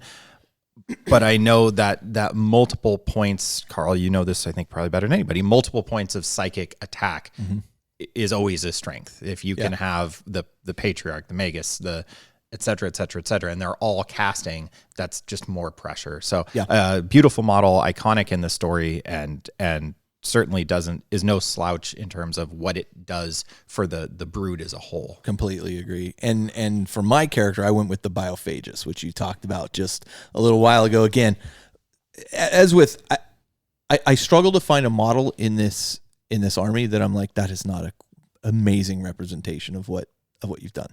Like it, from top to bottom, this is just a win in terms of models. I haven't seen an army that I latched onto in terms of such a great progression of models since probably the Dark Eldar got their re-release. Like when that came out, it just blew my mind how cool they were. And this is, from scratch. From the get-go, they start off with a great set of models. So the Biophagus is, as you talked about, he's running around with the backpack with the chemicals on his back. He's injecting them into things. But where I saw this guy adding some value is he's a little risky to take in terms of what he can do is when he is near a unit of aberrants, you roll a d6, and on a 1, he slays one of the models accidentally, like just overjuices them or something. Which hurts for a multi-wound model. Yeah. But even if he fails, and even if you roll that 1 and he slays a model, that sucks, but it's not the end of the story there, because you then roll a d3 for all survivors. So if you don't roll that 1, if you roll a 2 through 6, great, you're fine. You roll a d3, and that will determine whether the unit is increased in +1 strength, +1 toughness, or +1 attacks for the rest of the battle. Now you can only do this once per unit, but it would be interesting to see how well he moves and buffs multiple aberrant units. When you think about it, the more of those that are out there, the more valuable his benefit becomes. But realistically, he's only going to be able to do that once per turn. Game will last on average, 5 to 6 turns. So he's really not going to do a tremendous amount with that. But I just thought it was kind of neat. I always like that little random buildup of ability. And the Alchemicus Familiar that I talked about as well. When you roll that D3, instead you get to roll 2d3 and you pick the result that you want out of those 2 results. Pretty cool overall. Yeah, and like most of the characters we're going to talk about, he's pretty cheap. Yeah, he's 2 power level. So you just chuck him in your army and he's going to and fire and forget, right? Yep, which often Matt will forget, hopefully. Decreasingly so, sadly. I know. He's getting better. All right, let's go back to you, Matt. And what's your next unit? I picked Acolytes with Rock Saws. I hate those Rock Saws so much. Acolytes with Rock Saws, they hit on 3s, and the Rock Saw doesn't suffer the -1 to hit penalty that the Rock Cutter and Rock Drill do. So it hits on 3s. It is double strength. And with a base strength of 4, that thing is strength 8. It's basically a power fist at that point. -4 AP, 2 damage. Yep. But if you're Twisted Helix and you're +1 strength, that thing goes up to 10 strength. 10. I mean, you're so now you're wounding models that are toughness 5 on 2s. Exactly. Pretty nice. Yeah. These things, you can take 2 of them in a unit of 5, and they are nasty. They will basically open up most vehicles pretty effectively, and it's been really nice to watch Jody's face, especially the first time I rolled these things into combat. Once I figured out how to get them in there, and watch them. I'd take down. I think it was, I don't remember what it was. Maybe it was a Penitent engine or something like that. It was really they made very short work. How many attacks are they getting? Do you think? They get 2 attacks. 2 attacks each. Okay. Okay. Not too shabby. But again, you can the Magus can buff them up an extra attack with a couple of psychic powers. So, and in our last game, the Khitan Ravager pushed up the middle. I mean, this is a knight class character. I mean, or model. Yeah. This is the equivalent of an Imperial Knight, kitted out for close combat in a way a knight wishes it could be, and ultimately what put it down was these Rock Saws. Like it was just, and the freaking Ravager's sitting there going, I really need to kill this Primus. Yeah. And is devoting attacks to the Primus and to the Icon Ward and to the, when it's the saws that are going to kill him. Yeah. But the reality was it's just, there's only so many attacks to go around. And that was early enough in the game that I was like, I've got other tools to deal with. And yeah, it's a great, as Matt said, a great decision making. Nice. Yeah. Yep. You know, my father-in-law, the rock wall you see out the back window there, my father-in-law cut all that rock and made that wall out of there. So the sound of a rock saw I have heard for years. And every time you bring these things out, I'm like, I hear it in my head. So I'm just saying. Jody. Makes a similar sound on a Khitan Raptor, I assure you. All right, I'm going to follow up, actually, Carl, your last, the Aberrants. I wrote down they are just hammers, both literally and figuratively. Yeah. They are fantastic models. From a model standpoint, I adore them. And I know we're not doing the model thing, we're doing play. It but still plays into this. They're gorgeous. They're the new. Yeah. They did not exist prior to Overkill and Right. this new, like, very strange mutant. And it is literally a mutation within the gene pool that creates these things. But they are durable. They hit incredibly hard. The Biophagus buffs them. The Psychic Powers buff them beautifully. The Primus giving them extra this or that buffs them. The Twisted Helix cult ability. Like, there's just, you take something with, think Ogren's type stat line and then just start piling onto that already robust stat line with all kinds of sources of interplay that the army presents, and they just get better and better and better. It becomes this just absolute blunt force instrument that the army can wield in a staggering variety of ways. Yeah. You think like, so it slows them way down. No, they're not slow. Nothing's slow. They're a hammer, and they'll be exactly where you want them. Yeah, the interesting thing there too is that everything we were talking about, there's a lot of synergy involved in this army, and I think as 8th edition is getting its longer and longer legs under it, we're seeing more and more of that synergy kind of being produced. Like every army that they're releasing now, they're really considering like, it used to just be, well, you have tactical Marines and tactical Marines do this. Okay, great. But now it's everything working in conjunction with something else will give you different results. And I find that fascinating. My next model, I'm actually changing gears here a little bit, figuratively and metaphorically. I guess metaphorically speaking is what I'm saying. We haven't really talked about any of the vehicles these guys get, and other than mentioning Josh Leake's Elite Choice, which may have had a little bit of influence on this, the Goliath Rock Grinder is just a great model. I mean, here you have something that, as Jody mentioned earlier, looks like an industrial piece of equipment that they've reformatted for war. And one of the great things about the Rock Grinder that I really, really dug was that it gets 6 attacks in close combat. Like, now bear in mind, I'm coming from a Chaos player who has vehicles that are always hitting on 6s in combat, but unwounded, this thing has 6 attacks. It has 10 wounds, and its weapon skill is 4+, which is awesome because mine is 6+. And so I was kind of like, whoa, this thing can actually hit. The great thing is it takes this drill dozer blades on the front of it that are strength +3. So the vehicle now has a strength of 9, AP 2, and it does a D3 attacks with this thing in addition to the D3 it did on the round it charged. So, I mean, this is no joke. Like, this thing will run through, and the narrative around it was they'll just like drive these things into crowds of opponents and enemy. And I can see how that would absolutely work. I think it's just a great vehicle. I think it looks really cool. You can, you can add other weapons on top of it. But the thing that really attracted me were those dozer blades or the rock grinders on the front that just look really cool. And I will let you know how it does once I actually get it close to anything. It got shot off the table pretty quick, possibly because of those drill dozer blades looking a little bit new model syndrome. Yeah, there you go. Yeah, no, I picked it up pretty quick. Yeah. Well, was it? It was just painted. It just hit the table. Oh yeah. Yeah. So that's how you remove that one the first. Yeah. Next time it'll do good.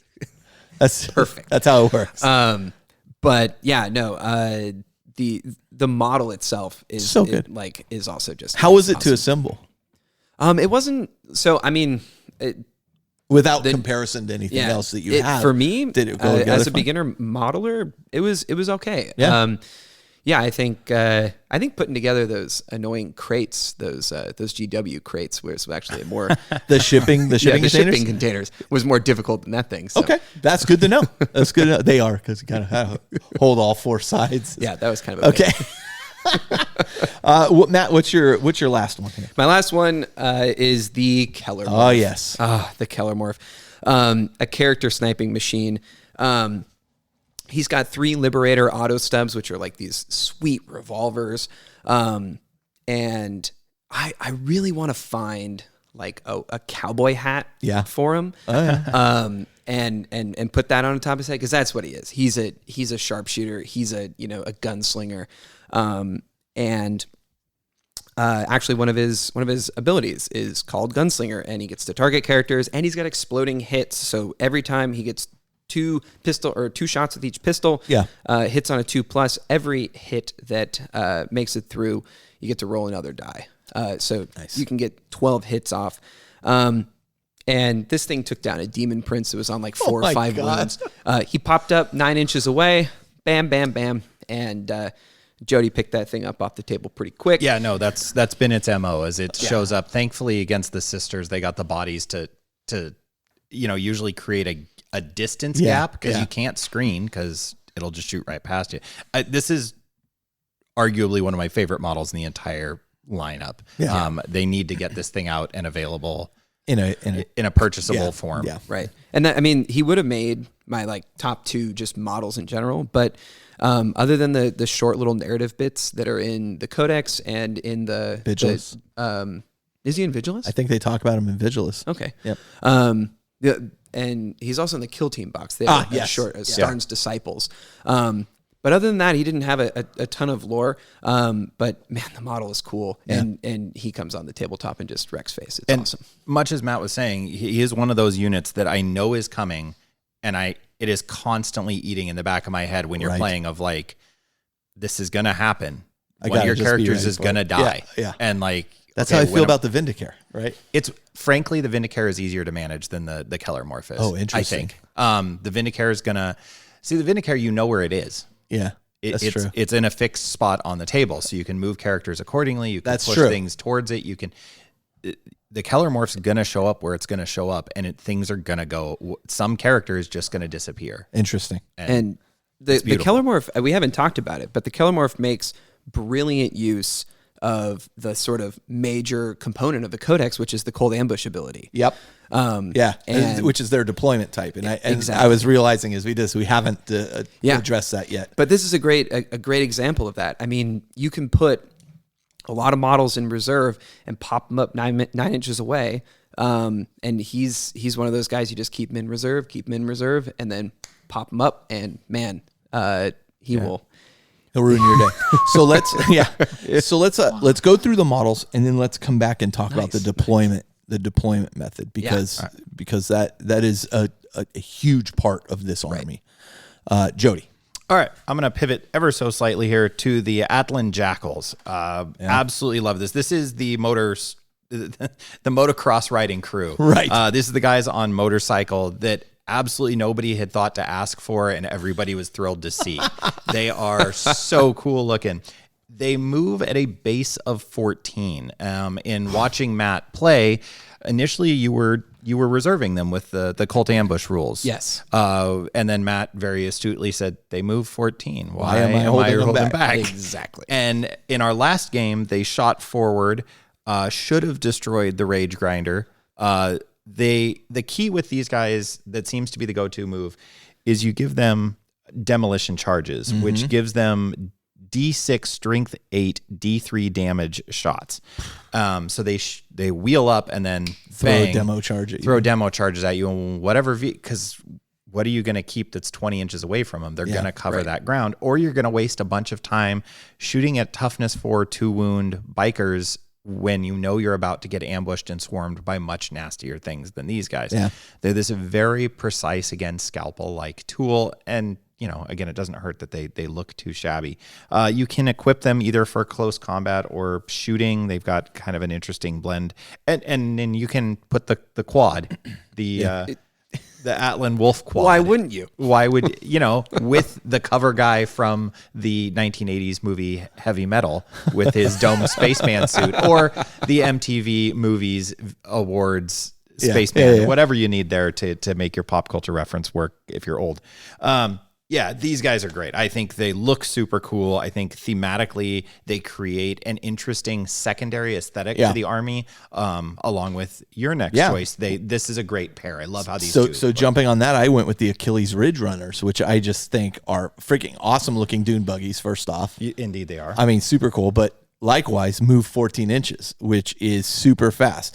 Plus, they can be armed with a heavy mining laser, which is a heavy D3, strength 9, AP -3, D6 damage weapon. I mean, that's brutal. So That's brutal. I mean, it has limited range. It's not shooting as far as like a las cannon, but its limited range is coupled with the fact that, it's driving so fast. It has other options, a heavy mortar, etc., or a missile launcher that I can add at 4 power level. This thing's a bargain. You can even add more. Like you can take them in squads for every 4 power level. You can add more. But in addition to all that, it gives this thing called a flare launcher, which you could pay for. Which every wound that they take, you roll a d6. On a 6, you ignore the wound. Great. But if you couple that with a survey auger, units do not receive a saving throw cover benefit if they're in cover. And a spotter added to it will also increase the range of the weapons by 6 inches, which I think is almost overkill at this point because you're moving so fast. You can get where you need to go to shoot what you need to shoot with what's available. If you are arming it with the laser and the spotter and the auger, though, that model will run you 90 points. Not too shabby. No, Matt in our first 2 games was all infantry when I was playing with my sisters, and I said, "Hey, you need some vehicles." And then you called me out at the end of the podcast. And I said, "Hey, Matt, paint some vehicles." Did you? Now to show that I'm not just a complete jerk, I did buy him a Ridge Runner model. Yes, you did for my birthday. For his birthday, I was like, "Hey, here's the vehicle." He's like, "Oh, I already have one." I was like, "Well, great. Now you have 2." That was a mistake. Yeah. In hindsight. They got used against you. Now I've seen both of them on the table. And he's like, maybe I'll get a third. That Ridge Runner is like, I looked at the abilities of that thing. I was like, oh, this is not a bad option at all. And you can just park it. You just park it in the back. Sure. And just let it hang out. And it's solid. Yeah. Yes. And then if the opponent moves out of your line of sight, you just move to get back in line of sight because you're so quick. It's really great vehicle overall. I was super impressed with that. So that was my final choice for units of the Codex. Let's talk about deployment for this army because it works significantly different. And it's funny, just recently on the Patreon episode, I was talking about an article in White Dwarf that Robin Crudis wrote about this deployment type. And originally they had tried several different things to try to get to this point. They found that some of them were really feast or famine. And then right as they were kind of getting frustrated and getting ready to give up, he looked and saw on the shelf a Space Hulk box set and said, hey, what if we were to use these like blips to represent deployment for these things? And so let's explain a little bit how that works. Matt, could you enlighten us? So this is it. As far as I can tell, one of the most unique deployment systems around. So when you buy the Codex, you actually get some cardboard punch-outs of these little blip markers. And when you're setting up your army, you have a choice of whether or not you want to set them up in ambush, which in that case, you'll put a blip marker out where that unit might go, or you can set them up underground, which is basically in reserve. Mm-hmm. And so basically your side of the battlefield is going to just have these little red blips all over it. And your opponent's placing models on the board. And if you have first turn after deployment, then you will, one by one, take a blip off the table and within an inch put down a unit. Now, these don't have to be corresponding blips. No. So as I put down all my blips and then I see, oh, Jody's deployed this very heavy vehicle over here and I want to take that out. Well, I think I'll remove this blip and put the rock saw guys. They're right there by the heavy vehicle. Okay. And there are a few stratagems that let you move blips. Yep. There are the Nexus will let you when you put him on the battlefield, he lets you move a blip. So there's a lot of like just in the deployment phase of the game, there's a lot of really interesting things you can do. Yeah. If you have first turn, like I said, you're going to set up your army after your opponent has. But this army, as far as I can tell, kind of wants to go second because if you go second after your opponent's movement phase, then you set up your whole army. Right. So you interrupt their turn and you go, hold on.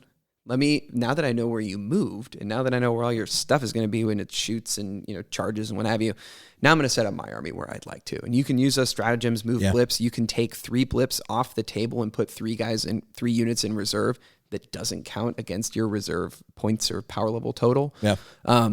It's really fascinating, and it's to be 100% honest, it is also really labor intensive if you don't know what you're doing. And a shout out to Jody for being patient with me as I think your way struggle through it. with like, oh God, what am I doing? But it is fascinating to think about. Yeah. Where am I going to place these blips and have all these options? It's interesting because it almost makes one side kind of blind deployment. Yeah, right. It really does. I agree with you. It is unique in the sense that I don't think we've seen such a unique deployment since the old edition where demons all deep struck onto the table. Right. Your entire army was in reserve, and at the beginning of the phase, you just start deep striking. And mind you, deep striking back then had an element of risk to it. But I do find it fascinating. I do think it's very clever. I think it looks like a lot of fun to play against. But what this represents is the fact that, as we talked about earlier in the show, the cult has spent years preparing for this moment, decades preparing for this uprising. All of their plans are now coming to fruition. And so, yes, they have an advantage right from the get-go, and you have to deal with that. I think it's a fascinating exercise. And mechanically, it creates a beautifully rich narrative that, as I said, you are waiting for these things to show up. Yeah. And then when they do show up, you're a little bit flat-footed. So if you have a shooting army, it's entirely possible that you're going to push forward or you're going to do whatever you do, and then you're going to have really lackluster targets, if any, because of where the blip placement was determined to be. Yeah. And so it creates that feeling of like, oh, I'm a little off foot to start the game here, even just by nature of it being, as you said, so unique. Yeah. Very cool. Very cool. Okay. So taking that into consideration, you have some notes, Jody, on the Army and competition. You got a chance to talk with somebody about this. So as I mentioned, I did an ITC tournament over the last couple weekends, and one of the players there that is part of Colin's play group team for competitive play is a player named Michael Snyder. And Michael was gracious enough to answer some of my questions. Michael's background in the hobby is he's been in the game for about 20 years. Last year, he took 3rd at LVO, placed 6th overall in the ITC rankings last year. He is come up since junior high. He's a regular player alongside with Brandon Grant, who is one of the top Imperial Guard and frankly one of the top competitive players in the country. So Michael was an incredible resource, and Michael was playing Genestealer Cult at the Boise Cup. So I took that opportunity to reach out and chat with him and share his thoughts. So I'll just kind of take you guys through the questions and some of Michael's responses. First off, I just kind of asked him generally, how is this army or codex viewed in terms of its power rating within the current levels of current meta, of competitive play. He said it is top tier. It's viewed as a top tier list. It is viewed as very, very powerful, with the caveat that it is also a very new book. So we haven't fully seen the meta react to how aggressive is this army going to be. It is also a model intensive army. So there is a lag time between the army showing up and and how many of the armies you see in the wild, in the tournament environment. There's probably a couple other things playing into that too, to be honest with you. Is one, it's a newer army. People don't really know how to react to it in some way. So not having that knowledge, or maybe having in those scenes, those guys study and play against these armies regularly. So that lag time is probably contributing to that a little bit. And that was a point he absolutely made. Yeah. That as time goes on, he says his feeling right now is that it probably won't hold as a top tier list like Imperial Knights or, soon to be Chaos Knights. But he thinks it'll be one of the variables that people really do have to go, so if I draw that army, do I have tools to deal with it? Right. So then I took that question and asked him, so what would you say are the greatest strengths of this army in competitive play, which ties directly into what we were just talking about. The blip deployment is an incredibly powerful tool for a tournament player. I have lost games in deployment so many times. Oh, my Tau gunline game from earlier. Yeah, it was over when we set up. Or just poor decisions on my part, right? But this, I can't make any of this. Right. So this is a twofold, it's a double-edged sword here for you as the opponent. One, in ITC play, for those who don't know, every turn your push is to claim objectives and kill more units, or kill units, delete and finish units. So this army on the first turn has a very real chance to mitigate that potential damage pretty aggressively, either through placement That's a good point. or through just misdirection, or there's a lot of things they can do that add a tremendous number of tremendous number of variables to the opponent's thinking, but also adds on the flexibility for the Genestealer Cult player. So he was saying that for him, it's been his experience that it's pretty regular that they won't give up a unit kill on the first turn. That's something he kind of counts on. And the second strength of the list is if you haven't picked up on it yet from our conversation, it hits incredibly hard in close combat. Yeah. And I'll just take you guys through what Michael's interpretation of it was. He said, Genestealer Cult hits harder than any other army in melee. It's very reasonable to expect them to be able to kill 2 knights in a single fight phase by a single unit. 1 unit will take out 2 knights while not getting overwatched. It's going to cost you 6 or more command points to do it, but there aren't many armies that are capable of bringing multiple units that can cause that kind of carnage in close combat. So they have that potential, and in competitive play, that is their strength. So what units are you going to see? He said there's not a default build yet. There's not the list. Yeah. But some of the key units you're seeing show up are some of the units we talked about. The Atlan Jackals with demo charges. Aberrants are the cornerstone of Michael's list from talking with him. And then the Acolytes with hand flamers that Matt has used to great effect, as well as Acolytes with rock saw. What? No. Yeah. Both, all are. Turns out they're pretty good. Yeah. Yeah. 15 guys with D6 auto hits when they show up at range, and then can shoot twice. That's a lot of hits. So those units, and then being able to get close. So I then asked him, I said, okay, so what are the weaknesses? Like every army, in my estimation, should have some checks and balances. And I said, the interpretation I have is that they are, in my experience, a little bit of a glass cannon. And he said, I wouldn't even say they're a glass cannon. They're a glass sword, because cannon implies they have some sort of shooting. They have the Keller morph. What are you talking about? And it's funny, he called out that, like, other than the Keller morph, you don't have shooting. He said, he used the term that it to some degree it's functionally incomplete on the tabletop because of that lack of shooting or quality shooting. In a competitive environment, it's all about competitive efficiency. They also don't have flying units, which I hadn't really considered, but that lack of fly is a real consideration in terms of mobility and bypassing screens. Until they get the Genestealer Cult Vendetta or Valkyrie or whatever. Someday. Flying limo. They've just not integrated into the Air Force yet. Spore mines out of the ground. And something Matt actually made, this became very, very clear quickly with this army, even at a casual play or a narrative play style, this is an incredibly, very thematically here, CP hungry. They want to devour those CPs. Literally, my demon army can't do some of the things they need to do by default because my total pool of CPs typically aren't enough to pull off a single maneuver. These guys will cook through 5-6 CPs to do one thing. Yeah.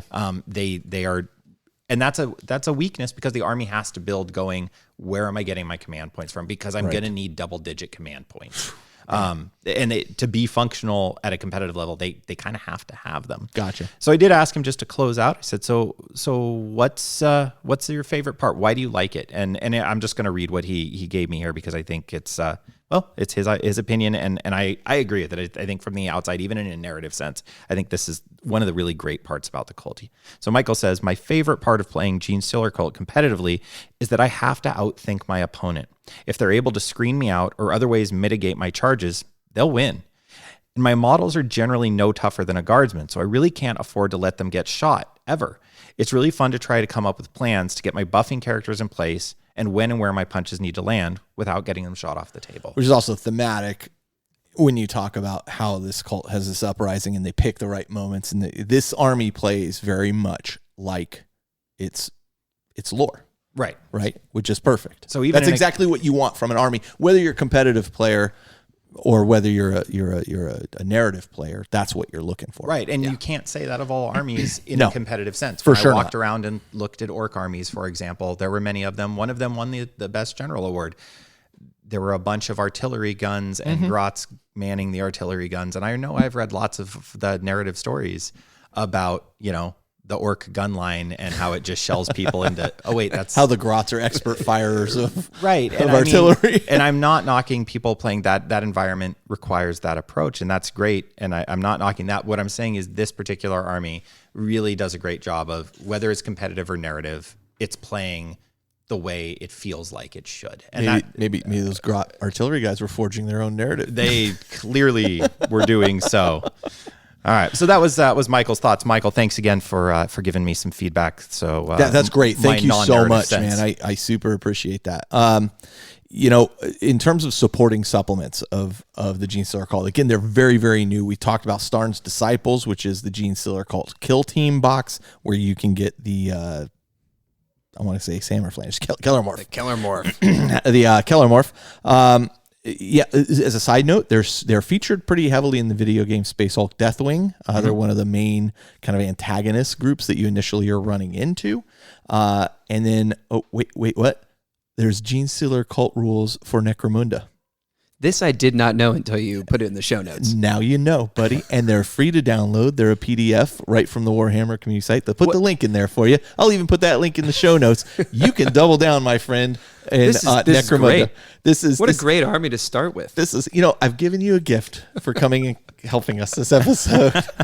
This link. This is very exciting. And this is where I was like, wait a second.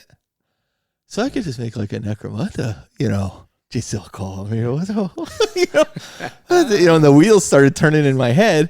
And then, wait a minute, hold the phone. There's Genestealer Cult rules, as you mentioned earlier, for Space Hulk as well. Free. What? So you can download those as well, and those are free. And you can now play, your Space Hulk games with Genestealer Cultists as well as just the regular old Genestealers. So offers a lot of viability there for some really cool stuff. The fact that they've added them to Necromunda is huge, and it's super thematic as I think about these stories where this is where they would hide. This is what they would do, One of the cult creed descriptions in the Codex specifically calls out Necromunda as well. I don't remember which one it was offhand, but it's there. Amazing. Awesome. Moving into Forge World support, I gave you the spoiler earlier. There is none here, unfortunately, but who knows what we'll see in the future. And then in terms of Black Library coverage, Death Watch by Steve Parker is a fantastic book. I highly recommend it, and I think you should check it out, Matt. I think I have a copy over there. I'd be happy to loan you. Absolutely great. Inquisition War by Ian Watson. Super weird. Super duper weird. Yeah, the 80s called, and they want their cocaine OG back. Doctor Who, and the influences are 80s British sci-fi. Yeah, it's real. Yeah, plus grimdark. It's enter really, at your own risk. I couldn't finish it. I couldn't finish it. But Campbell did from 40K Badcast. So. That was a dramatic reading. Oh goodness. That's what it's from? Yeah. Yeah. Oh. Yeah. So that book goes a lot of directions. You kind of, Yeah, you didn't. So what expect. else is out there? Well, there's a book called the Genestealer Cults, which is part of the Legends of the Dark Millennium series. This book in particular is by a author known as Peter Feheravi. I hope I'm pronouncing his name correctly. I had never heard of this book, but now it's been re-released under a book title called Cult of the Spiral Dawn, which is in digital format only, but it also has like a little side, another short story attached to it as well. Okay. So now we kind of come to the whole point of the show, which is, why is this army fun? What makes it unique? Why would you want to invest in this army? Again, Matt, I'm going to go to you first, since you're really the one that has invested in this army. Take it away. So For you. For me, Yes. I think, first of all, the lore is incredibly attractive. Like I said before, it allowed me to bridge the gap between sort of the faceless horde of tyrannid, the tyrannid monstrosity. It allowed me to bring some humanity into that story.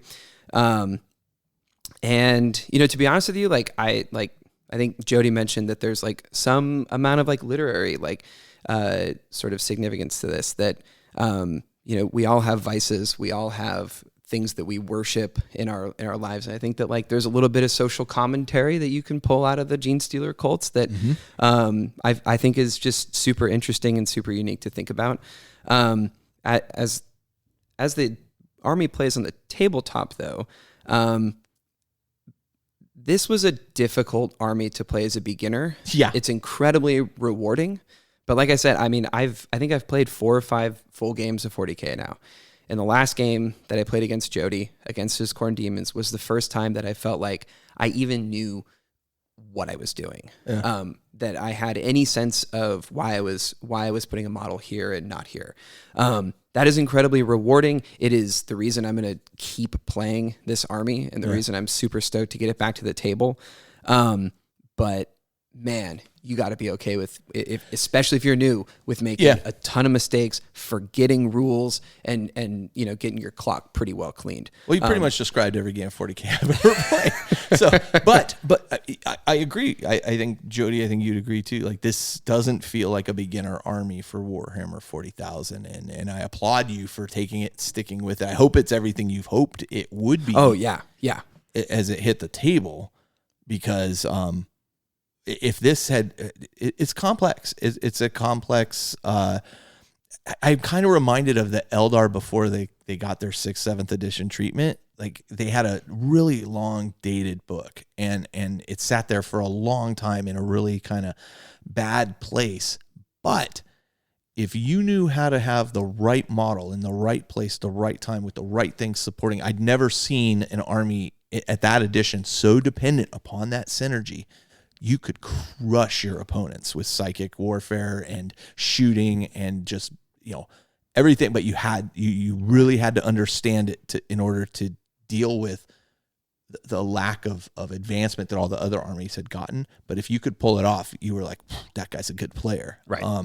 That's kind of how I feel about this army. Yeah. One of the nuances, Matt, I think that you like, but it might be daunting for people, is the stat lines are also incredibly varied. Yeah. A Marine moves this much, hits on this, regardless of close combat or otherwise. This is his strength and toughness, how many wounds he has. This is, like, no matter what flavor he is. And everything's a slight variation of that. Yeah. I mean, even not that much. But not that strength much. and toughness 4. They have a 3-up save. They hit on 3s. Dip.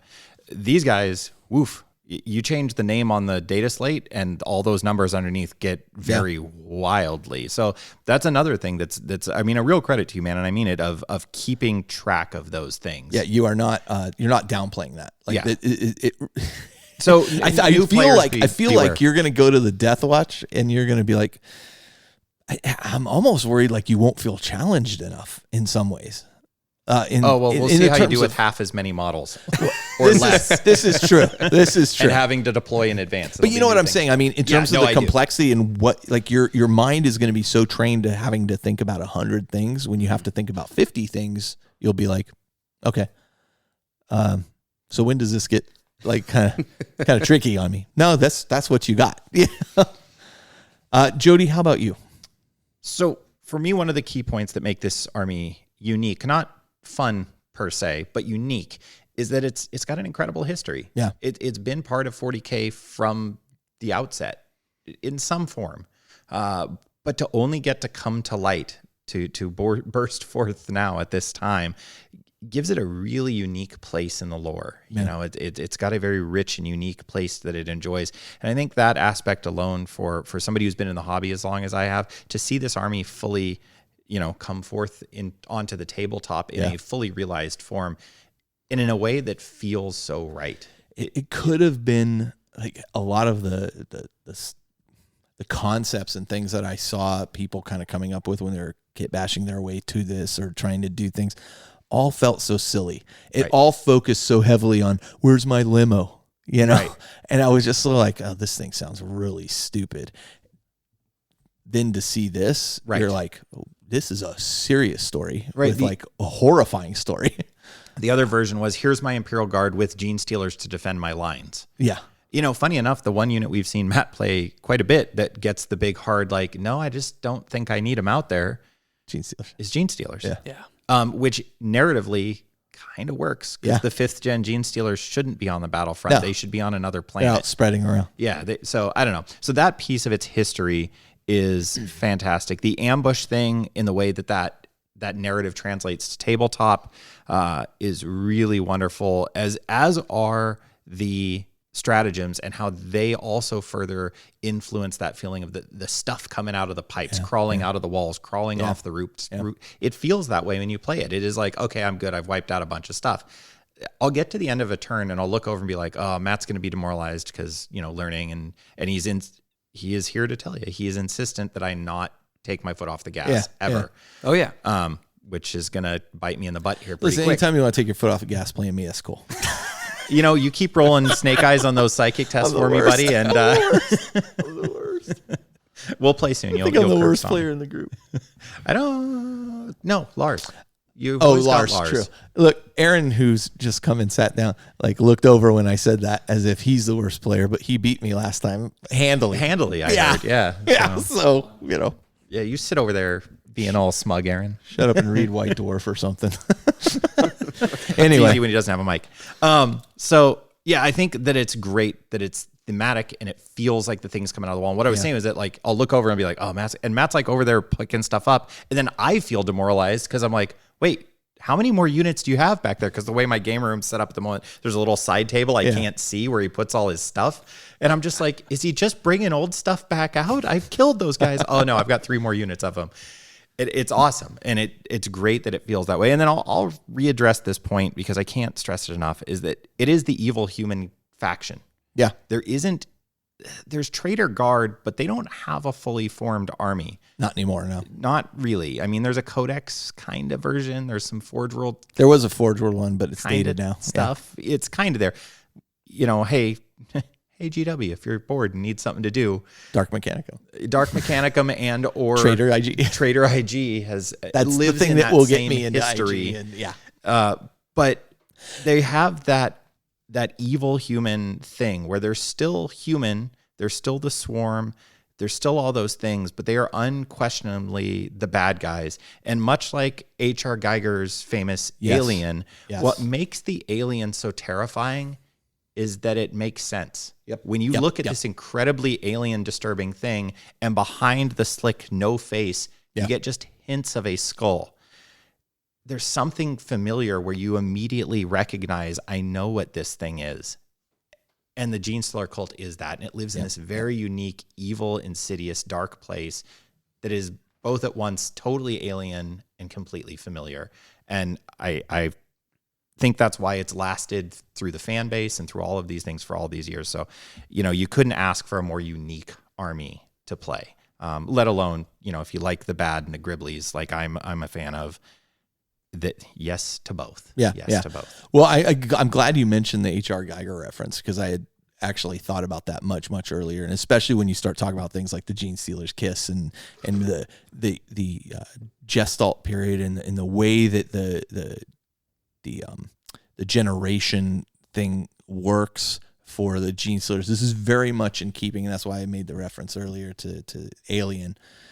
It's very much in keeping with the intimacy in Alien, it's the xenomorph, right? And it's a fascinating study. And if you haven't read a lot about what went into thinking of Alien as Alien, like there is a tremendous amount of thought and processing that went into how do we make this thing as scary as it can possibly be. And here you have that representation, whether it's inspired by or ripped off or whatever you want to call it. I feel like at this point we can say it's heavily inspired by that kind of decision making, and you know, they're not the only ones to have ever done that, but it really works in this case. And I agree with you, Matt, about the human kind of face to it. I think it feels like it just plugs so nicely into the lore and so nicely into the Tyranids as a faction, that, you know, I'm very interested to see large apocalypse games where it's not just Genestealer Cult, but it's also like Tyranids, and we're representing like this invasion and the final, you know, comeuppance. It'd be freaking amazing, right? Oh, yeah. And I mean, so that kind of thing gels with me so well that I just get super excited about it. I love Jody and Matt that you reminded us about the ambush mechanic and the way the army sets up. I think it makes for a very, very unique experience. I haven't played the army. I haven't played it myself, which is usually one of the criteria of the show of force, that we would actually play the army before we kind of discuss it. But I have played against it, and I have played you in Kill Team. I guess it was just why when you were like, "Oh, you better watch out for these rock slots," I'm like, "Yeah, I'm aware what those rock slots do, buddy." You know, and so. You know, that was a great representation of that game and of the army in that Kill Team game, where I was just butchering your guys. And I thought, oh man, like every, you know, resulting wound roll you made removed a model from the table. And I was like, this is going rough for Matt. But in the end, you know, you had those pesky points and then ran back into the shadows with your guys and won. And it was very, very, it was a perfect example of, if you can't rip this thing out by the roots, it's still going to be there. And it was I'd never seen so many models in a Kill Team game on the table, and I'd played IG against IG. So, and orcs. And so, you know, I think it's such a great army. And again, you know, as the hosts of the show, we're not necessarily immune to the show force wallet opening piece. And then when I look at it and I go, wait a minute, I could do a Necromunda-based team around this. And I'm like, you know what? I think I'm dodging the bullet here at this point, but I am excited to play Necromunda. And now that you know, Matt, you're like, oh man, you've already got a Necromunda game. Beautiful. You know, so you're set. It's perfect. It's the perfect fit. Look at Jody shake his head. Yeah. I don't want to play Necromunda. No. We're going to at some point. I know we are. And Matt's going to participate in that, which is just amazing. It's the cult of the new. I have 2 fully painted, multiple alternate Necromunda models, gangs, and I'm going to be like, oh, I got to get a new gang. I know you are. Yeah, that's why I'm like, no. I'm getting my Goliath taken care of. Ed's doing my Goliath. That's great. I'm happy. But, yeah. But for me, it's Kill Team right now, Black Legion. There it is. Can't wait to see him. There you go. Okay. All right. So, yeah, I mean, I think that kind of sums it up for us. Let's take a break. We'll come back and close out the show. Hey, guys. I'm Caleb. And this is Kat. And we are CK Studios. We want to invite you and your friends to come paint with us at one of our exciting and fun-filled airbrush and hobby weekenders. Our weekend workshops are 2 days of intense hands-on training, working directly with and learning from some of the top gaming artists in the industry. Whether you're brand new to miniature painting or an experienced veteran that wants to up your game, CK Studios has the workshop for you. Our workshops cover everything from learning the basics and building confidence in airbrushing, all the way up to creating that centerpiece model for your army or display case. For more class info and our upcoming schedule, you can find us on Facebook at CK Studios Come Paint With Us, or register directly at ckstudios.bigcartel.com. If you can't find a class near you, that's okay. Just contact us and we'll bring a workshop to you. All right, so we are here and we are talking to kind of elite choice favorite, I guess, Jeremy Wood. Jeremy, how are you doing? I'm very well, thanks, guys. How are you? we're amazing now that we're talking to you. So we kind of have it, you're kind of disqualified from the elite choice section because we feel like you would kind of dominate it each time because the work that you do with the Games Workshop models and everything else you build around them is just so phenomenal. I had to get you on to talk to you about what you're working on. So you've been posting on the Facebook group for quite a while, and you're primarily making dioramas, unless I'm mistaken. No, that's correct. Yeah, mostly dioramas and kit bashes and conversions and that sort of thing. And you don't even play, correct? Correct. Yeah, I've never actually played a game. So when Games Workshop says, hey, some of our people just collect and paint the models, you are that demographic, which a lot of people didn't believe existed, but holy cow. Can you tell us a little bit about why you got into doing this and why specifically kind of 40K stuff? So similar sort of entry as most people of my vintage. I had a copy of Hero Quest when I was a little kid, and then didn't really touch it again until 2016. So okay. three and a bit years ago, got back into 40K. I started just reading the Horus Heresy books actually. Picked up the first Horus Heresy book, and I thought I'll give it a go, and loved it. Just loved the lore, loved the setting, the stories that you can tell in it. It's just awesome.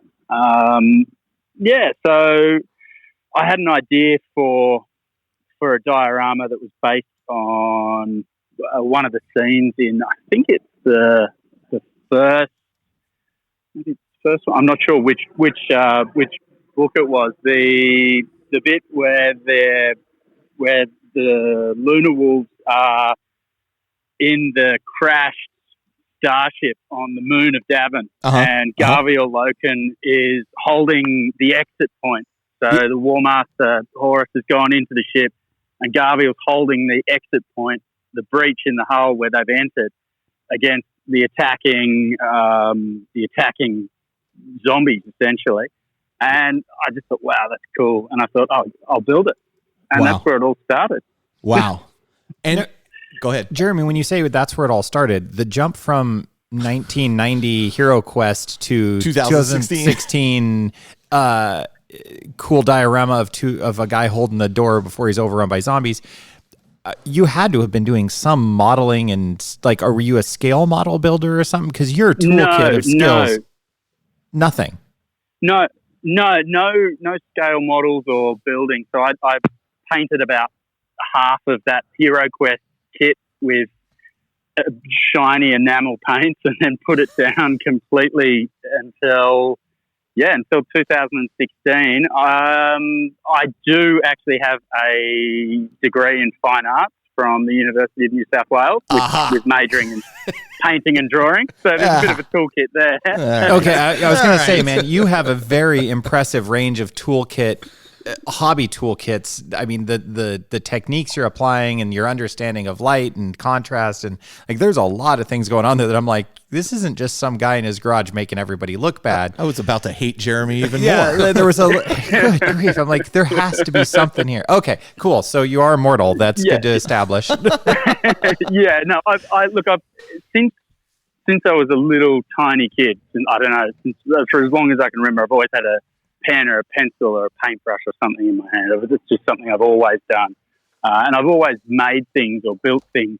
When I was a little kid, like less than 10 years old, my dad always used to build models, and he used to build boats, and he used to always build stuff, and I was always there. Another set of hands. And then the standard story, girls and university and all of that stuff, and it all gets put to the side. And once I had my first child, I had a lot of time where you're not going out, you're sort of at home a lot at night, and there's not a lot of time to go and socialise while the kids are very young. Mm-hmm. And I thought, yeah, look, it's a great time to pick this up. It's something that I always used to sort of look at stuff online, or I'd walk past the Games Workshop store and I'd see, see the models, and I think, wow, that's cool. They're really it's really come a long way since the days where they were all lead or, pretty basic plastic models. Yeah. And I just, once I saw what was possible to be done with the models nowadays, I was looking at stuff by Richard Gray and the Iron Fleet guys on Pinterest and Instagram, and I saw what was possible with the models, and I thought, I'm just going to go out and get a set and see what I can do. That's so fascinating. And sorry, I didn't mean to interrupt you. Yeah.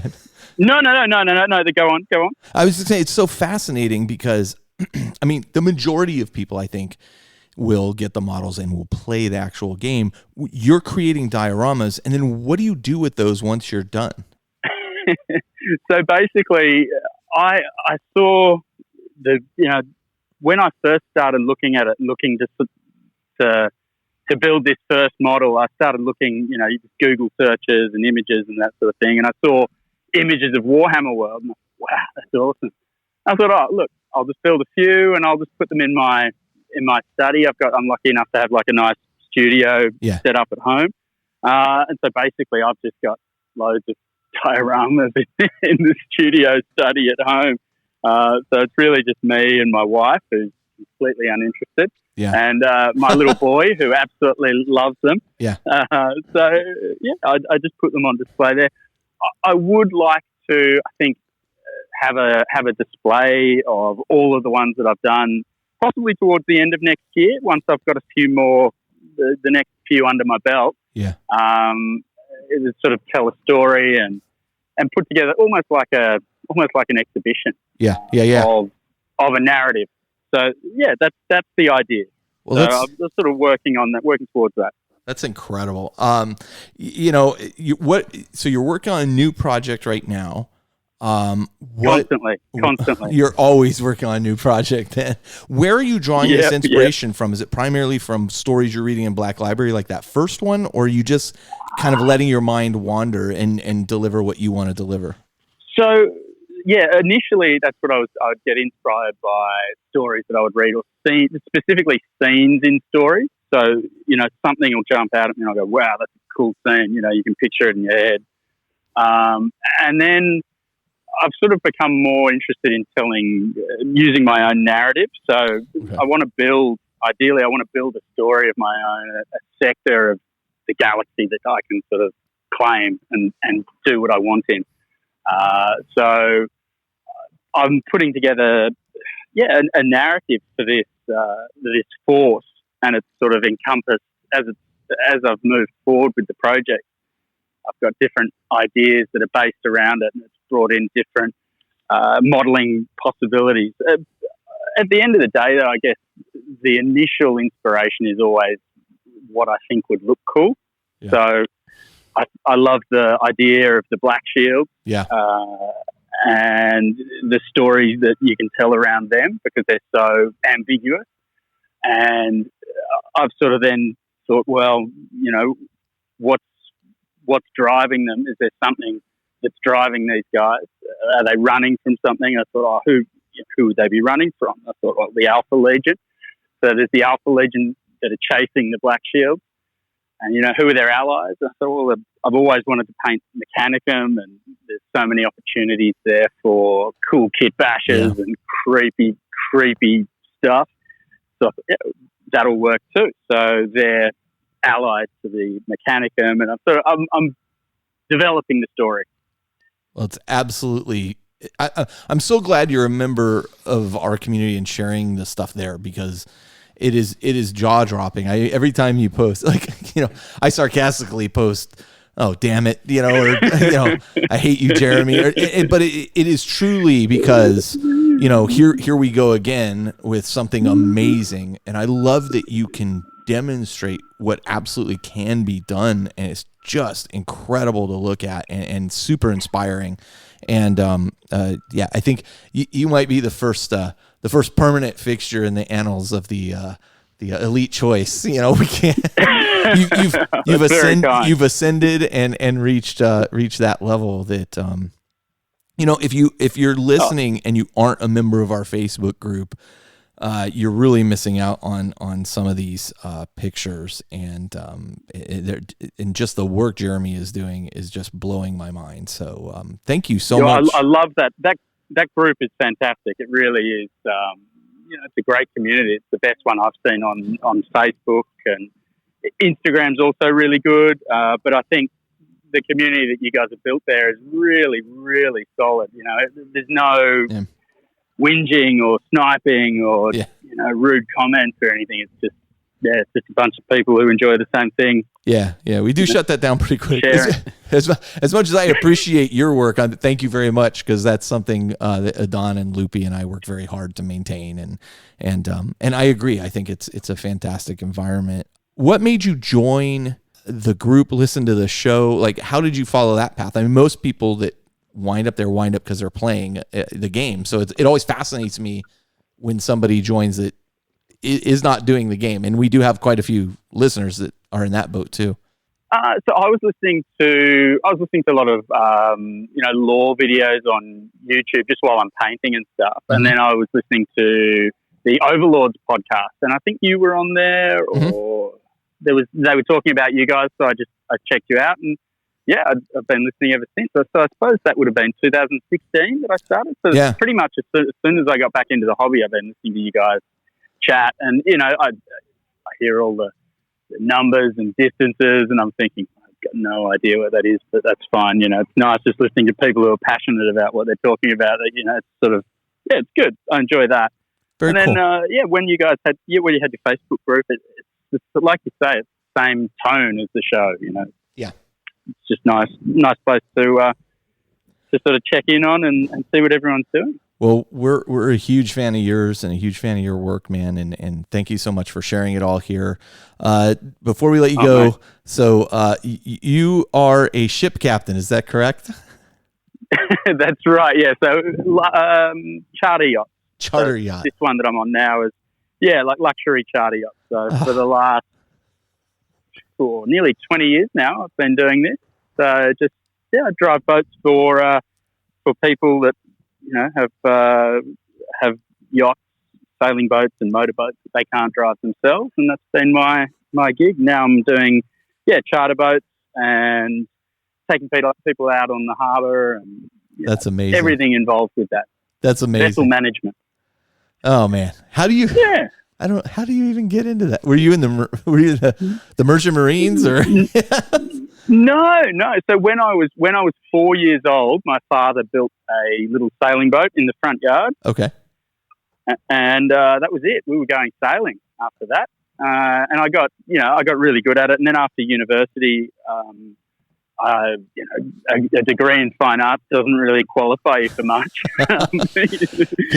So, what do I like doing? I don't want to do something I don't enjoy. Yeah. And I got into sailing, and it's a tough way to become a captain. Is tough. It's sort of, there's a lot of luck involved in meeting the right people and being in the right place at the right time. And luckily, that's sort of how it's all fallen together for me, and it's all worked out. So, well, that's awesome. It's one of those things. Well, I'll be down there next summer. So well, mate, I've got it. There's a spot on the boat for you. We'll take you out. I'll show you the Sydney Harbour. All right. Well, I'll continue to stay in touch as we draw closer to that. Jeremy, thank you thank you so much for joining us. We really appreciate it, man. And please keep up the amazing work. It's super inspiring. Thank you very much. Very kind of you to say. And you guys keep up the amazing work too. Thank you for everything that you do. Thank you. It's really fantastic. All right. We'll talk to you soon. All right. Thanks, Jeremy. Nice one. Thanks, Carl. Bye. Thanks, Jody. Thanks, Matt. Bye-bye. Thank you. Cheers, guys. Bye.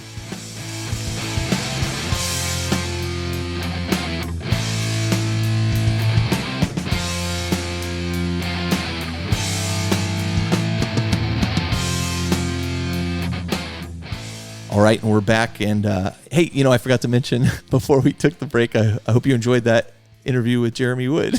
So yeah. it was kind of nice. Super excited that he's a member of the Facebook group. Super sad Matt is not, but that's okay. Oh. All right.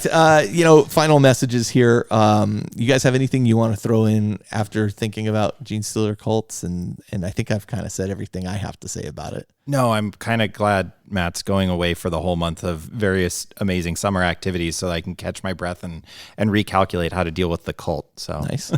All right. Well, Matt, you will be missed for about a month or so. But in the meantime, if you like what you heard, please leave us a review on iTunes or Facebook, either or both of your choice. As we've mentioned multiple times in the show, we do have a Facebook group. You heard Jeremy Wood talking about it, a guy who doesn't even play the game and very much enjoys that group. And it's a very positive aspect of our community. I think it's representative of the message we're trying to give out here. So hopefully you can join us there. If you do try to join, please do answer the questions when you try to join, because if you don't answer the questions, we automatically decline those to avoid spammers and the like. It just makes life on our admins significantly easier.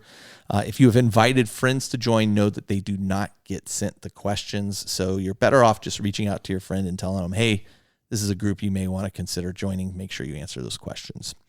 And then last but not least, as I mentioned earlier at the beginning of the show, we do have a Patreon, which is going quite well. It's allowing us to do quite a few interesting things, some things we have going up that I've talked to Jody about plans. And I think you're going to like what you're hearing and what you're seeing. So, the campaign there is going amazing, super fun. If you're into that kind of thing and you're into your games counting for more, I'm glad Matt won't be around to help the Tyranids for next month. Perfect. Sorry, guys. So that's it for me. Do you guys have one last chance to add anything you want to add? Otherwise, we'll close it. No, I'm just happy to be here with you guys. Thanks for joining us, man. Matt, you've been absolute delight to have in the group. We're super happy you're here, and I think we got a lot of more fun gaming coming up. So perfect. So bearing that in mind, this is Carl. This is Jody. This is Matt. And we're coming to you from the Astronomicon, where even here, you may not be safe from the infestation of the Genestealer Cult. And your salvation is your doom. And I'm going to keep planning my meticulous uprising. Nice. Well done. All right. We will catch you next time.